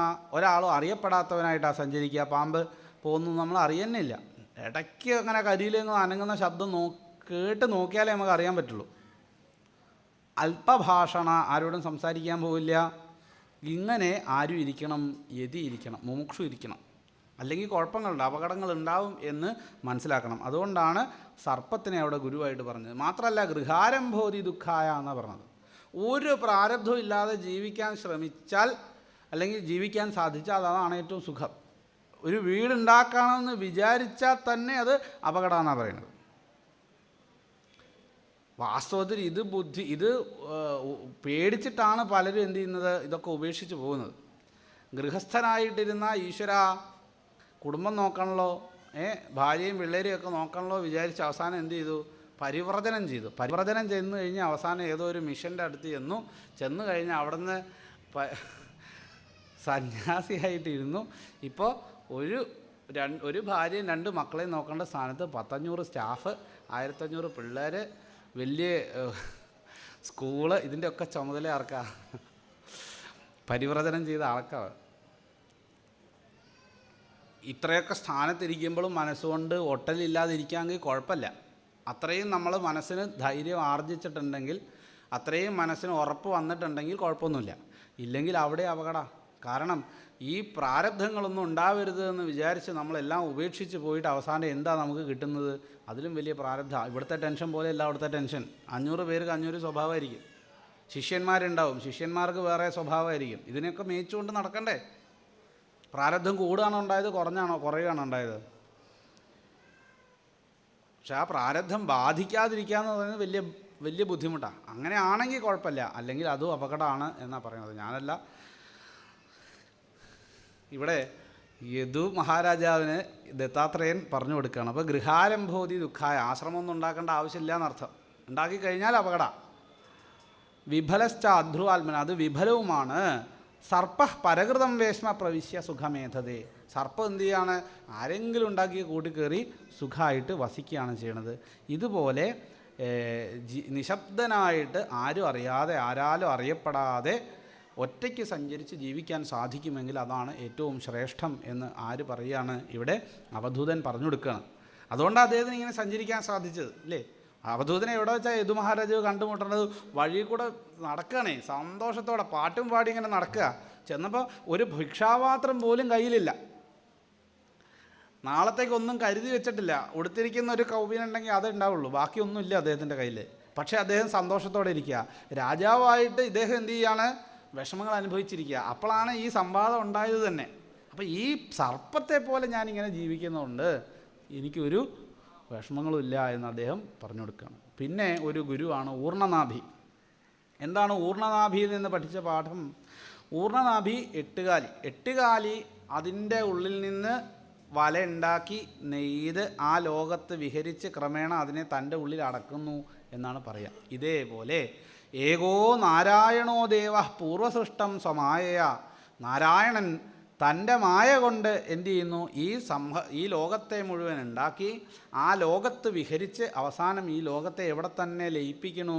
തന്നിൽ തന്നെ ലയിപ്പിക്കുന്നു എന്ന് മനസ്സിലാക്കണം.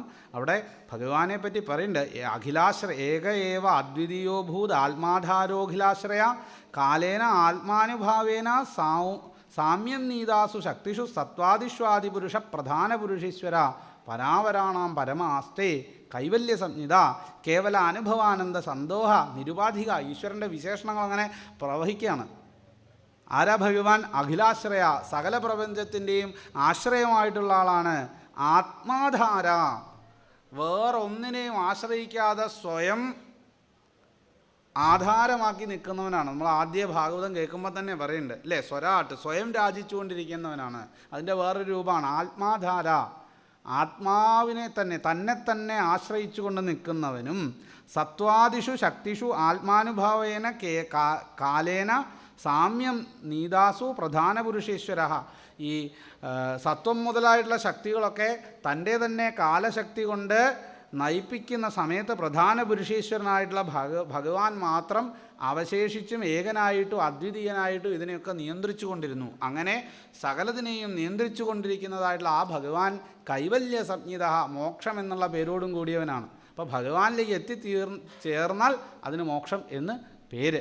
അപ്പോൾ അങ്ങനെയുള്ള ആ ഭഗവാൻ തൻ്റെ മായാശക്തി കൊണ്ട് ഈ പ്രപഞ്ചത്തെ, മായാശക്തിയെ സംക്ഷോഭിപ്പിച്ച് ഈ പ്രപഞ്ചത്തെ സൃഷ്ടിക്കണം.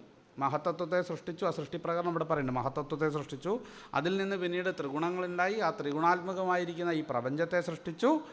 ഇത് അവസാനം ഊർണനാഭി തൻ്റെ ഉള്ളിലേക്ക് ആ വലയെ എടുക്കുന്നത് പോലെ ഈ പ്രപഞ്ചത്തെ തന്നുള്ളിലേക്ക് ലയിപ്പിക്കുന്ന ആ ഭഗവാനും ഇവിടെ എനിക്കൊരു ഗുരുവാണ്. ഈ ഊർണനാഭിയും ഭഗവാനെ പോലെ വർത്തിക്കുന്ന ഈ ഊർണനാഭിയും എനിക്കൊരു ഗുരുവാണ് എന്ന് പറഞ്ഞതിന് ശേഷം സുപേശകൃത്ത്, വേട്ടാളനെ ഒരു ഗുരുവായിട്ട് പറയണം.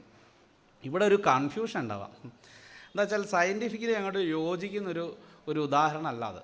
കാരണം എന്താ വെച്ചാൽ ഈ വേട്ടാളെന്ന് പറഞ്ഞ ജീവി മുട്ടയിട്ടിട്ട് അതിൻ്റെ ഉള്ളിൽ കുറേ കീടങ്ങളെ കൊണ്ടുവയ്ക്കും. എന്തിനാണെന്ന് വെച്ചാൽ ഈ മുട്ട പിന്നെ വളർന്നു വരുന്ന സമയത്ത്, പുഴുവായിട്ട് പുറത്ത് വരുന്ന സമയത്ത് ഇതിന് തീറ്റി വേണമല്ലോ. അതിന് വേണ്ടിയിട്ട് ഈ ചെറിയ ചെറിയ ജീവികളെ അവിടെ കൊണ്ടുവച്ചിട്ട് ഇതിൻ്റെ കൂടെ അടച്ചു കളയും മണ്ണുകൊണ്ട്. ഇതാണ് സംഭവിക്കുന്നത്. എന്നിട്ട് ഈ വേട്ടാളൻ്റെ മുട്ടയാണ് പുഴുവിനെ തിന്നിട്ട് പിന്നീട് വേട്ടാളനായിട്ട് പുറത്തേക്ക് വരുന്നത്. ഉള്ളിൽ വെച്ച കീടത്തെ തിന്നിട്ട് പുഴുവായിട്ട് പുറത്ത് വരുന്നത്. പക്ഷേ ഇത് ഭാഗവതം എഴുതിയ കാലത്ത് അല്ലെങ്കിൽ അന്നുള്ള സാധാരണ ജനങ്ങൾക്ക് മനസ്സിലാവാൻ വേണ്ടി പറഞ്ഞപ്പോൾ അവരുടെ അറിവ് വെച്ചിട്ട് ആണ് ഇവിടെ ഉദാഹരണം പറഞ്ഞിരിക്കുന്നത്. എന്താ വെച്ചാൽ വേട്ടാളൻ കീടത്തെ കൊണ്ടുവച്ച്, മുട്ടയിടുന്ന ആരും കണ്ടില്ല, അത് വിട്ടുപോയി. കീടത്തെ കൊണ്ടുവച്ചിട്ട് ആ കൂട് അടച്ചു. എന്നിട്ട് എന്ത് ചെയ്യും? വേട്ടാളനതിലെ പറന്ന് കിടക്കുന്നു. കുറച്ച് കഴിഞ്ഞ് കൂട് പൊട്ടിച്ച് പുറത്ത് വരുന്നത് ഈ കീടമാണ് എന്നാണ് ജനങ്ങൾ വിചാരിച്ചിരുന്നത്. അതുകൊണ്ട് ഇവിടെ ഉദാഹരണം പറഞ്ഞപ്പോൾ പറഞ്ഞു, കീടപേശസ്കൃതോ എന്താണ് കീടം എന്ത് ചെയ്യുന്നു? വേഗം കീടപേശസ്കൃതൻ ധ്യായൻ കുഡ്യാം തേന പ്രവേശിത യാതിതൽ സാത്മതാം രാജൻ പൂർവ്വരൂപം അസന്ധിജൻ. ഇത് നേരത്തെ സപ്തമസ്കന്ധത്തിലും ഇതുപോലെ തന്നെ പറയുന്നുണ്ട്. കീടപേശസ്കൃതോ ധ്യായൻ കുഡ്യായാം തമനുസ്മരൻ സംരംഭ ഭയയോഗേന എന്ന് പറഞ്ഞിട്ട് അവിടെ ശ്ലോകം വേറെ പറയണ്ടേ. ഇവിടെ പറയണു, ഈ കുളവി കൊണ്ടുവന്ന് വെച്ചിരിക്കുന്ന, ഈ വേട്ടാളം കൊണ്ടുവച്ചിരിക്കുന്ന പുഴു നിരന്തരമായിട്ട് വേട്ടാളനെ പറ്റി ചിന്തിച്ച് പുറത്ത് ആരായിട്ട് വരുന്നു? വേട്ടാളനായിട്ട് വരുന്നു. ഇതുപോലെ ഒരാൾക്ക് ഈശ്വരനിലേക്ക് എത്തിച്ചേരാൻ സാധിക്കും എന്ന് പറയാം. ഇത് ഉദാഹരണം വിടൂ, വേറൊരു ഉദാഹരണം പറയാം. നമ്മൾ നിരന്തരമായിട്ടൊരു ചിത്രകാരനാവണം എന്ന് ആഗ്രഹിക്കാം, അതിനു വേണ്ടിയിട്ട് പ്രവർത്തിക്കാം. അങ്ങനെ പ്രവർത്തിക്കുന്ന ഒരാൾക്ക് കുറേ കാലം അതിനുവേണ്ടി ശ്രമിച്ചാൽ കുറച്ച് കഴിവുകളൊക്കെ കുറവാണെങ്കിലും ഒരു ചിത്രകാരനായിട്ട് തീരാൻ സാധിക്കും, അല്ലേ?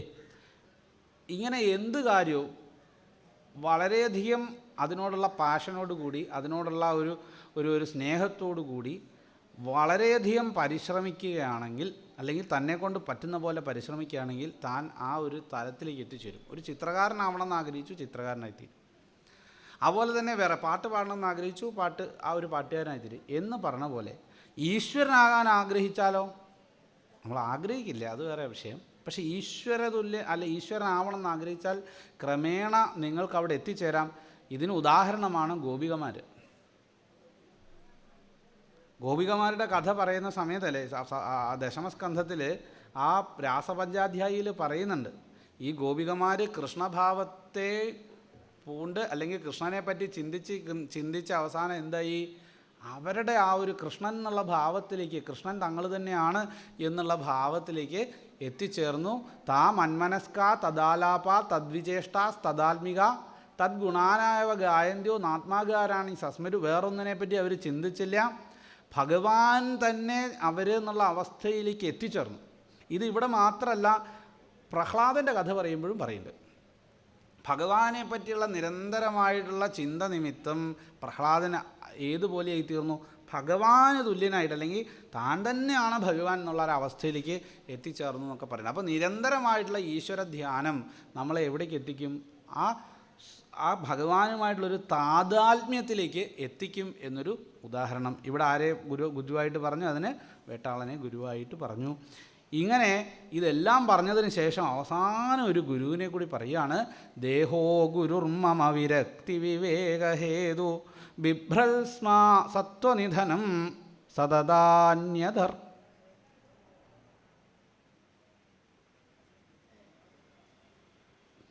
സതതാർത്യുതർക്കം തത്വാന്യനേന വിമർശാമി യഥാ തഥാപി പാരക്യമിത്യവസിതോ വിചരാമ്യസംഗ. ഈ ദേഹത്തെ തന്നെ ഒരു ഗുരുവാക്കിക്കൊണ്ട് ഞാൻ അസംഗഹ വിചരാമി, അസംഗനായിട്ട് സഞ്ചരിക്കുകയാണെന്ന് പറഞ്ഞു. 24 ഗുരുനാഥന്മാരെ പറഞ്ഞതിന് ശേഷം പിന്നീട് പറയുക, എൻ്റെ ശരീരവും ഒരു ഗുരുവാണ്. ഈ ശരീരത്തിൽ നിന്നും ചില പാഠങ്ങൾ എനിക്ക് കിട്ടിയിട്ടുണ്ട്. കാരണം ശരീരം എനിക്ക് പ്രയോജനപ്പെടുന്നതല്ല. എനിക്ക് പ്രയോജനപ്പെടുന്നതല്ല എന്ന് വെച്ചാൽ കുറച്ച് കഴിഞ്ഞാൽ ഇതിനൊക്കെ അവകാശികൾ വേറെ ഉണ്ട്. ഒന്നുകിൽ തീയ്, അല്ലെങ്കിൽ വല്ല പുഴുവോ കാക്കയോ കഴുകനോ, ഇവർക്കൊക്കെയാണ് ഇതിൻ്റെ അവകാശം. തൽക്കാലം ഞാൻ എന്ത് ചെയ്യുന്നു? ഇതിൻ്റെ ഒരു ടൈറ്റിൽ ഹോൾഡ് ചെയ്യുന്നുണ്ട് തൽക്കാലത്തേക്ക്. ഒരു കുറച്ച് കാലം ഇതിനൊരു ഹോൾഡറായിട്ടിരിക്കുക, അത്രേ ഉള്ളൂ. ഇത് കഴിഞ്ഞാൽ ഞാൻ എന്ത് ചെയ്യാണ്? ഇവിടെ ഒരു വാടകക്കാരനെ പോലെ താമസിച്ച് അവസാനം എന്ത് ചെയ്യും? ഇതിൻ്റെ യഥാർത്ഥ അവകാശികൾക്ക് വിട്ടുകൊടുത്ത് ഞാൻ പോകും. ഇനി ഈ വിരക്തി വിവേക ഹേതു ആയതിന് കാരണം എന്താണെന്ന് ചോദിച്ചു കഴിഞ്ഞാൽ, ഈ ശരീരം പക്ഷേ എനിക്കൊരു ഉപകാരം ചെയ്യുന്നുണ്ട്. എന്താ? ഭഗവത് ഭജനത്തിന് പ്രയോജനപ്പെടുന്നുണ്ട്. വേറൊന്നിനല്ലെങ്കിലും ഇതുകൊണ്ട് എന്ത് ചെയ്യുന്നുണ്ട്? ഭഗവത് പ്രയോജനത്തിന് ഞാൻ എന്ത് ചെയ്യുന്നു? ഇത് ഉപയോഗിക്കുന്നുണ്ട് എന്ന് മനസ്സിലാക്കൂ. പക്ഷെ ഒരു കാര്യമുണ്ട്, ഞാൻ എൻ്റെ ജീവിതം മുഴുവൻ പാഴാക്കുന്ന എന്തിനു വേണ്ടിയാ? ഈ ശരീരത്തെ പോഷിപ്പിക്കാനാണ്. നോക്കൂ, ഏതൊക്കെയാണോ ഈ ശരീരത്തിന് ഇഷ്ടപ്പെട്ടത് അതൊക്കെ ഞാൻ ചെയ്യുന്നുണ്ട്. ഇങ്ങനെ കഷ്ടപ്പെട്ട് സമ്പാദിച്ച പൈസയെല്ലാം അതിനുവേണ്ടി ചിലവാക്കി, എന്നിട്ട് എന്തിനാണ് എല്ലാം ഭാര്യ, മക്കൾ, ബന്ധുക്കൾ തുടങ്ങി ഇവരെല്ലാം ഇതിൻ്റെ കൂടെ വേണമെന്ന് വിചാരിച്ചും കൊണ്ട് അവരെയും തൃപ്തിപ്പെടുത്തി ഇങ്ങനെ പരിശ്രമിച്ച് അവസാനം എന്തു ചെയ്യാണ്? ഈ അവസാന കാലത്ത് എന്തു ചെയ്യാണ്? ഈ പുണ്യപാപങ്ങളെ മാത്രം സമ്പാദിച്ച് ഈ ശരീരത്തെ ഇതിൻ്റെ യഥാർത്ഥ അവകാശികൾക്ക് വിട്ടുകൊടുക്കുകയാണ്. ശരീരമാണെങ്കിലോ, ശരീരം നമ്മളെ ബുദ്ധിമുട്ടിച്ചുകൊണ്ടിരിക്കുകയാണ്. ശരീരം മാത്രമല്ല, ശരീരത്തിലിരിക്കുന്ന ഇന്ദ്രിയങ്ങളൊക്കെ തന്നെ. കണ്ണിന് ഇഷ്ടമുള്ള വിഷയങ്ങളിലേക്കും കാതിന് ഇഷ്ടമുള്ള വിഷയങ്ങളിലേക്കും ഇങ്ങനെ ഓരോ ഇന്ദ്രിയങ്ങളും അവാതവയ്ക്ക് ഇഷ്ടമുള്ള വിഷയങ്ങളിലേക്ക് നമ്മളെ വലിച്ചിഴച്ച് ബഹ്യസവജ്ഞൈവഗേഹപതിം ലുനന്തി, അനേകം ഭാര്യമാരുള്ള ഗൃഹസ്ഥൻ്റെ അവസ്ഥയിലേക്ക് എത്തിച്ചിരിക്കുകയാണ്. ധാരാളം ഭാര്യമാരുണ്ടായാൽ എന്താ കുഴപ്പം? വെള്ളം കിട്ടില്ല. ഇവിടെ കഥ പറയണില്ലേ, യുവനാശ്വൻ്റെ കഥ പറയുന്ന സമയത്ത് നോമസ്കന്ധ 100 ഭാര്യമാരുണ്ടത്രേ. 100 ഭാര്യമാരെയും കൂട്ടിയിട്ടാണ് സന്താനത്തെ ആഗ്രഹിച്ച് എന്ത് ചെയ്തത്? യാഗം ചെയ്ത് പൂജയൊക്കെ ചെയ്തത്. എന്നിട്ട് അവസാനം എന്തായി? രാത്രി ദാഹിച്ചപ്പോൾ ഒരു മനുഷ്യൻ 100 പേരിൽ ഒരാൾ പോലും ഇത്തിരി വെള്ളം കൊടുത്തില്ല. അവസാനമാണ് അദ്ദേഹത്തിന് പോയി ഈ മക്കളുണ്ടാവാൻ വേണ്ടി ജപിച്ച് വെച്ചിരുന്ന വെള്ളം എടുത്ത് കുടിക്കേണ്ടി വന്നത്. അപ്പോൾ അനവധി ഭാര്യമാരുണ്ടെങ്കിൽ ഒരാളെ കൊണ്ടും പ്രയോജനം ഉണ്ടാവില്ല എന്ന് പറഞ്ഞില്ലേ? മാത്രമല്ല, കലഹം ഉണ്ടാവുകയും ചെയ്യും. കലഹം ശരിക്കും അവർക്ക് ഭർത്താവിനോടായിരിക്കില്ല. 4 ഭാര്യമാരുണ്ടാവും, 4 പേർക്കും ഭർത്താവിനോടല്ല കലഹം ഉണ്ടാവുക. ആരോടാ? അവർ തമ്മിലാണ് കലഹം ഉണ്ടാവുക. പക്ഷെ അനുഭവിക്കുന്ന ആരായിരിക്കും? അവരോട് വളരെ സ്നേഹ. ഭർത്താവെന്ന് വെച്ചാൽ 4 പേർക്കും സ്നേഹ. പക്ഷേ അവർക്ക് അങ്ങോട്ടും ഇങ്ങോട്ടും കണ്ണെടുത്തുകൊണ്ടുകൂടാ. പക്ഷേ ഉപദ്രവം മുഴുവൻ ആർക്കാ കിട്ടുക? അവസാനം അദ്ദേഹത്തിനാണ്. അപ്പോൾ ഇതാണ് അവിടെ പറയാം. അപ്പോൾ ഇങ്ങനെ ഭഗവാൻ എന്തു ചെയ്യാണ്? ഈ ബ്രഹ്മാവ് ഈ ലോകത്തെ മുഴുവൻ സൃഷ്ടിച്ചു. പക്ഷേ ലോകത്തുള്ള എല്ലാ വസ്തുക്കളെയും സൃഷ്ടിച്ചിട്ടും ബ്രഹ്മാവിന് തൃപ്തി ഉണ്ടായില്ല. അവസാനമാണത്രേ ബ്രഹ്മപദ പ്രാപ്തിക്ക് അർഹമായ ബുദ്ധിയോടുകൂടി മനുഷ്യനെ സൃഷ്ടിച്ചത്. അങ്ങനെ ആ മനുഷ്യ സൃഷ്ടി കണ്ടിട്ടാണ് അദ്ദേഹത്തിന് സന്തോഷമായത്. പുരുഷം വിധായ ബ്രഹ്മാവലോകധിഷണം മുദമാപദേവ. അപ്പോൾ ബ്രഹ്മാവലോകധിഷണനായിരിക്കുന്ന പുരുഷം വിധായ ദേവ മുദമാവ, ആ ബ്രഹ്മാവിന് തൃപ്തി ഉണ്ടായി. അപ്പോൾ മനുഷ്യ ശരീരത്തെ സൃഷ്ടിച്ച് നമ്മളെ ഇവിടോട്ട് അയച്ചു, അല്ലെങ്കിൽ നമുക്കിങ്ങനെ ഒരു ശരീരമൊക്കെ സൃഷ്ടിച്ച് തന്ന് എന്തിനാ വെച്ചാൽ ഇതിലിരിക്കുന്ന ബുദ്ധിക്ക് ഒരു വഴി ഉണ്ട്. എന്താ? മുക്തിയിലേക്കുള്ളൊരു വഴി. ആ മുക്തിദ്വാരത്തിലേക്ക് കടക്കാൻ ഇവിടെ ഇരുന്ന് പരിശ്രമിക്കണം. പക്ഷേ നമ്മളെന്ത് ചെയ്യണു? ഈ സുദുർലഭമായിട്ടുള്ള മനുഷ്യജന്മത്തെ ലഭിച്ചിട്ട് ഇതിനു വേണ്ടി പ്രയത്നിക്കാതെ എന്തു ചെയ്യാണ്? ദുഃഖം മാത്രം സമ്പാദിച്ചു വയ്ക്കണം, അല്ലെങ്കിൽ കർമ്മഫലങ്ങളെ ഇങ്ങനെ സമ്പാദിച്ചു കൊണ്ടേയിരിക്കണു. അതുകൊണ്ട് ഈ ശരീരത്തിലിരുന്നു കൊണ്ട് മുക്തിക്ക് വേണ്ടി പരിശ്രമിക്കണം. അതിനാണ് സുദുർലഭമായിട്ടുള്ള ഈ മനുഷ്യജന്മം ഭഗവത് കാരുണ്യം കൊണ്ട്, അല്ലെങ്കിൽ അവനവൻ്റെ കർമ്മഫലങ്ങൾ ഒരുമാതിരി ഏകദേശം ഒന്ന് തുല്യമായിട്ട് വന്നപ്പോഴാണ് ഈ മനുഷ്യജന്മമൊക്കെ ലഭിച്ചത്, പുണ്യപാപങ്ങളൊക്കെ. അപ്പോൾ ആ ഒരു ജന്മം കിട്ടിയിട്ട് മുമ്പ് പറഞ്ഞ പോലെ ആരൂഢച്യുതനാവാതെ എന്തു ചെയ്യുക? മുക്തിക്ക് വേണ്ടി പരിശ്രമിച്ചോളണം എന്ന് പറയാം. ഞാൻ അതുകൊണ്ട് ഇങ്ങനെയൊക്കെ സഞ്ചരിക്കണമെന്ന് പറഞ്ഞ് ഇദ്ദേഹം എന്ത് ചെയ്തു? എന്നാൽ ഇത്രയും നേരം കേട്ടിരുന്നല്ലേ അല്ലേ?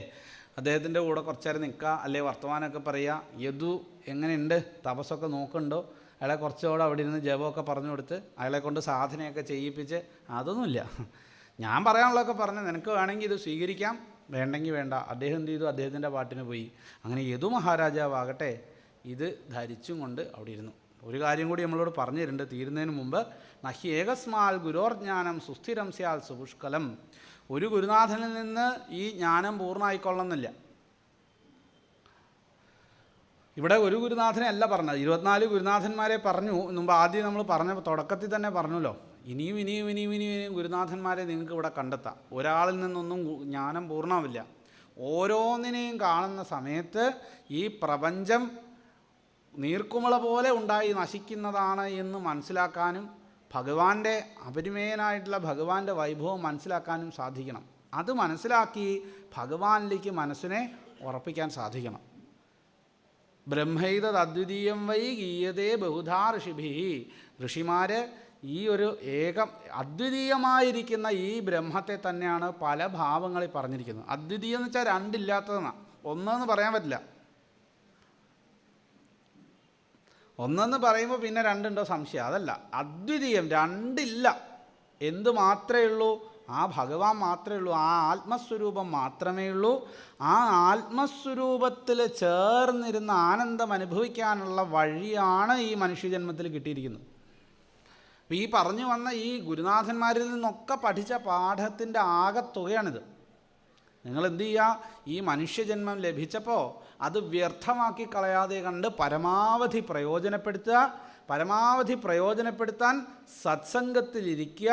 സത്സംഗത്തിലിരുന്നാൽ മാത്രം പോരാ, ഇന്ദ്രിയങ്ങൾ സംസാര ദുഃഖത്തിലേക്ക് നമ്മളെ വലിച്ചഴയ്ക്കുമെന്ന് മനസ്സിലാക്കിക്കൊണ്ട് ഈ യോഗാനുഷ്ഠാനങ്ങളെ കൊണ്ട് ജിതാസനായി ജിതശ്വാസനായി മനസ്സിനെ ഭഗവാനിൽ ഉറപ്പിച്ച് നിർത്തുക.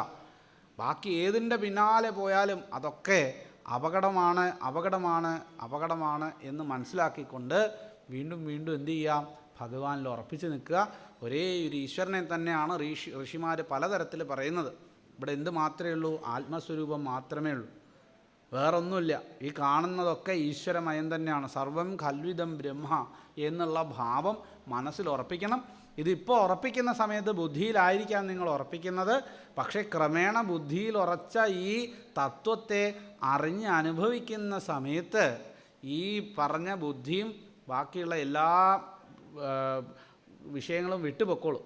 മനസ്സും ബുദ്ധിയും അഹങ്കാരവും ചിത്തവും ഇതൊക്കെ എവിടെ നിന്ന് ഉദിച്ചോ അവിടെ തന്നെ ലയിക്കും. എവിടെ ഉദിച്ചു?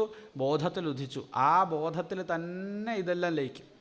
ഏതൊരു ബോധത്തിലാണോ ഈ പ്രപഞ്ചം ഉദിക്കുന്നത്, ഏതൊരു ബോധത്തിലാണോ ഞാൻ ശരീരമാണെന്നുള്ള അഭിമാനം ഉണ്ടാകുന്നത്, ഏതൊരു ബോധത്തിലാണോ ഈ കാണുന്ന നാമരൂപങ്ങളോടുകൂടിയ പ്രപഞ്ചത്തിനെ മുഴുവൻ എന്നിൽ നിന്ന് അന്യമായി കണ്ട് ധരിക്കുന്നത്, ആ ബോധത്തിലേക്ക് തന്നെ ഇതെല്ലാം ലയിക്കും എന്നാണ് പറഞ്ഞത്. ആ എഴുത്തച്ഛൻ പറഞ്ഞില്ലേ, ഒന്നായ നിന്നെ ഇഹ രണ്ടെന്നു കണ്ടോള. ഈ ദ്വൈതബോധമല്ല ഇവിടെ ഉദിച്ചത്. ഇവിടെ ആ ശുദ്ധമായിരിക്കുന്ന അദ്വൈതമായിരിക്കുന്ന ഒരേ ഒരു ബോധത്തിൽ തന്നെയാണ്. ആ ബോധത്തിൽ ഇതിനെല്ലാം രണ്ടായിട്ട് ദർശിച്ചപ്പോൾ ദുഃഖങ്ങളുണ്ടായി. ഇതിനെല്ലാം വീണ്ടും പഴയ പോലെ ഒന്നായൊരവസ്ഥയിലേക്ക് എത്തുമ്പോൾ, പണ്ടേ കണക്ക വരുമ്പോൾ എന്തുണ്ടാവും?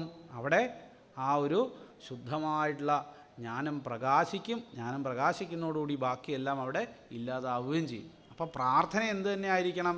ഈ ഞാനെന്നുള്ള ആ ബോധത്തിലേക്ക് തന്നെ എന്നെ എത്തിക്കണേ ഭഗവാനെ എന്നാണ്. ആനന്ദചിന്മയ ഹരേ ഗോപികാരമണ ഞാനെന്ന ഭാവമതു തോന്നായിക വേണമിഹ തോന്നുന്നതാകിലഖിലം ഞാനിതെന്ന വഴി തോന്നേണമേ വരദ നാരായണായ നമ. ഇത്തരത്തിൽ ആ മനസ്സിനെ ഉറപ്പിച്ച് ഭഗവാനിൽ ഉറപ്പിച്ച് അഖിലവും ബോധമാകണം. ഈ ഏകാദശം ആരംഭിക്കുന്ന സമയത്ത് ഈ നിമിനവയോഗി സംവാദമാണല്ലോ ആദ്യം നമ്മൾ കേട്ട പ്രകരണം. നിമിനവയോഗി സംവാദത്തിൽ ആദ്യത്തെ പ്രകരണത്തിൽ ചോദിക്കുന്നത് തന്നെ ഭയത്തിൽ നിന്ന് രക്ഷപ്പെടാനുള്ള വഴിയാണ്. അവിടെ പറയുന്നുണ്ട് വിശ്വാത്മഭാവത്തിലേക്ക് എത്തിച്ചേരണം എന്ന് പറയുന്നുണ്ട്.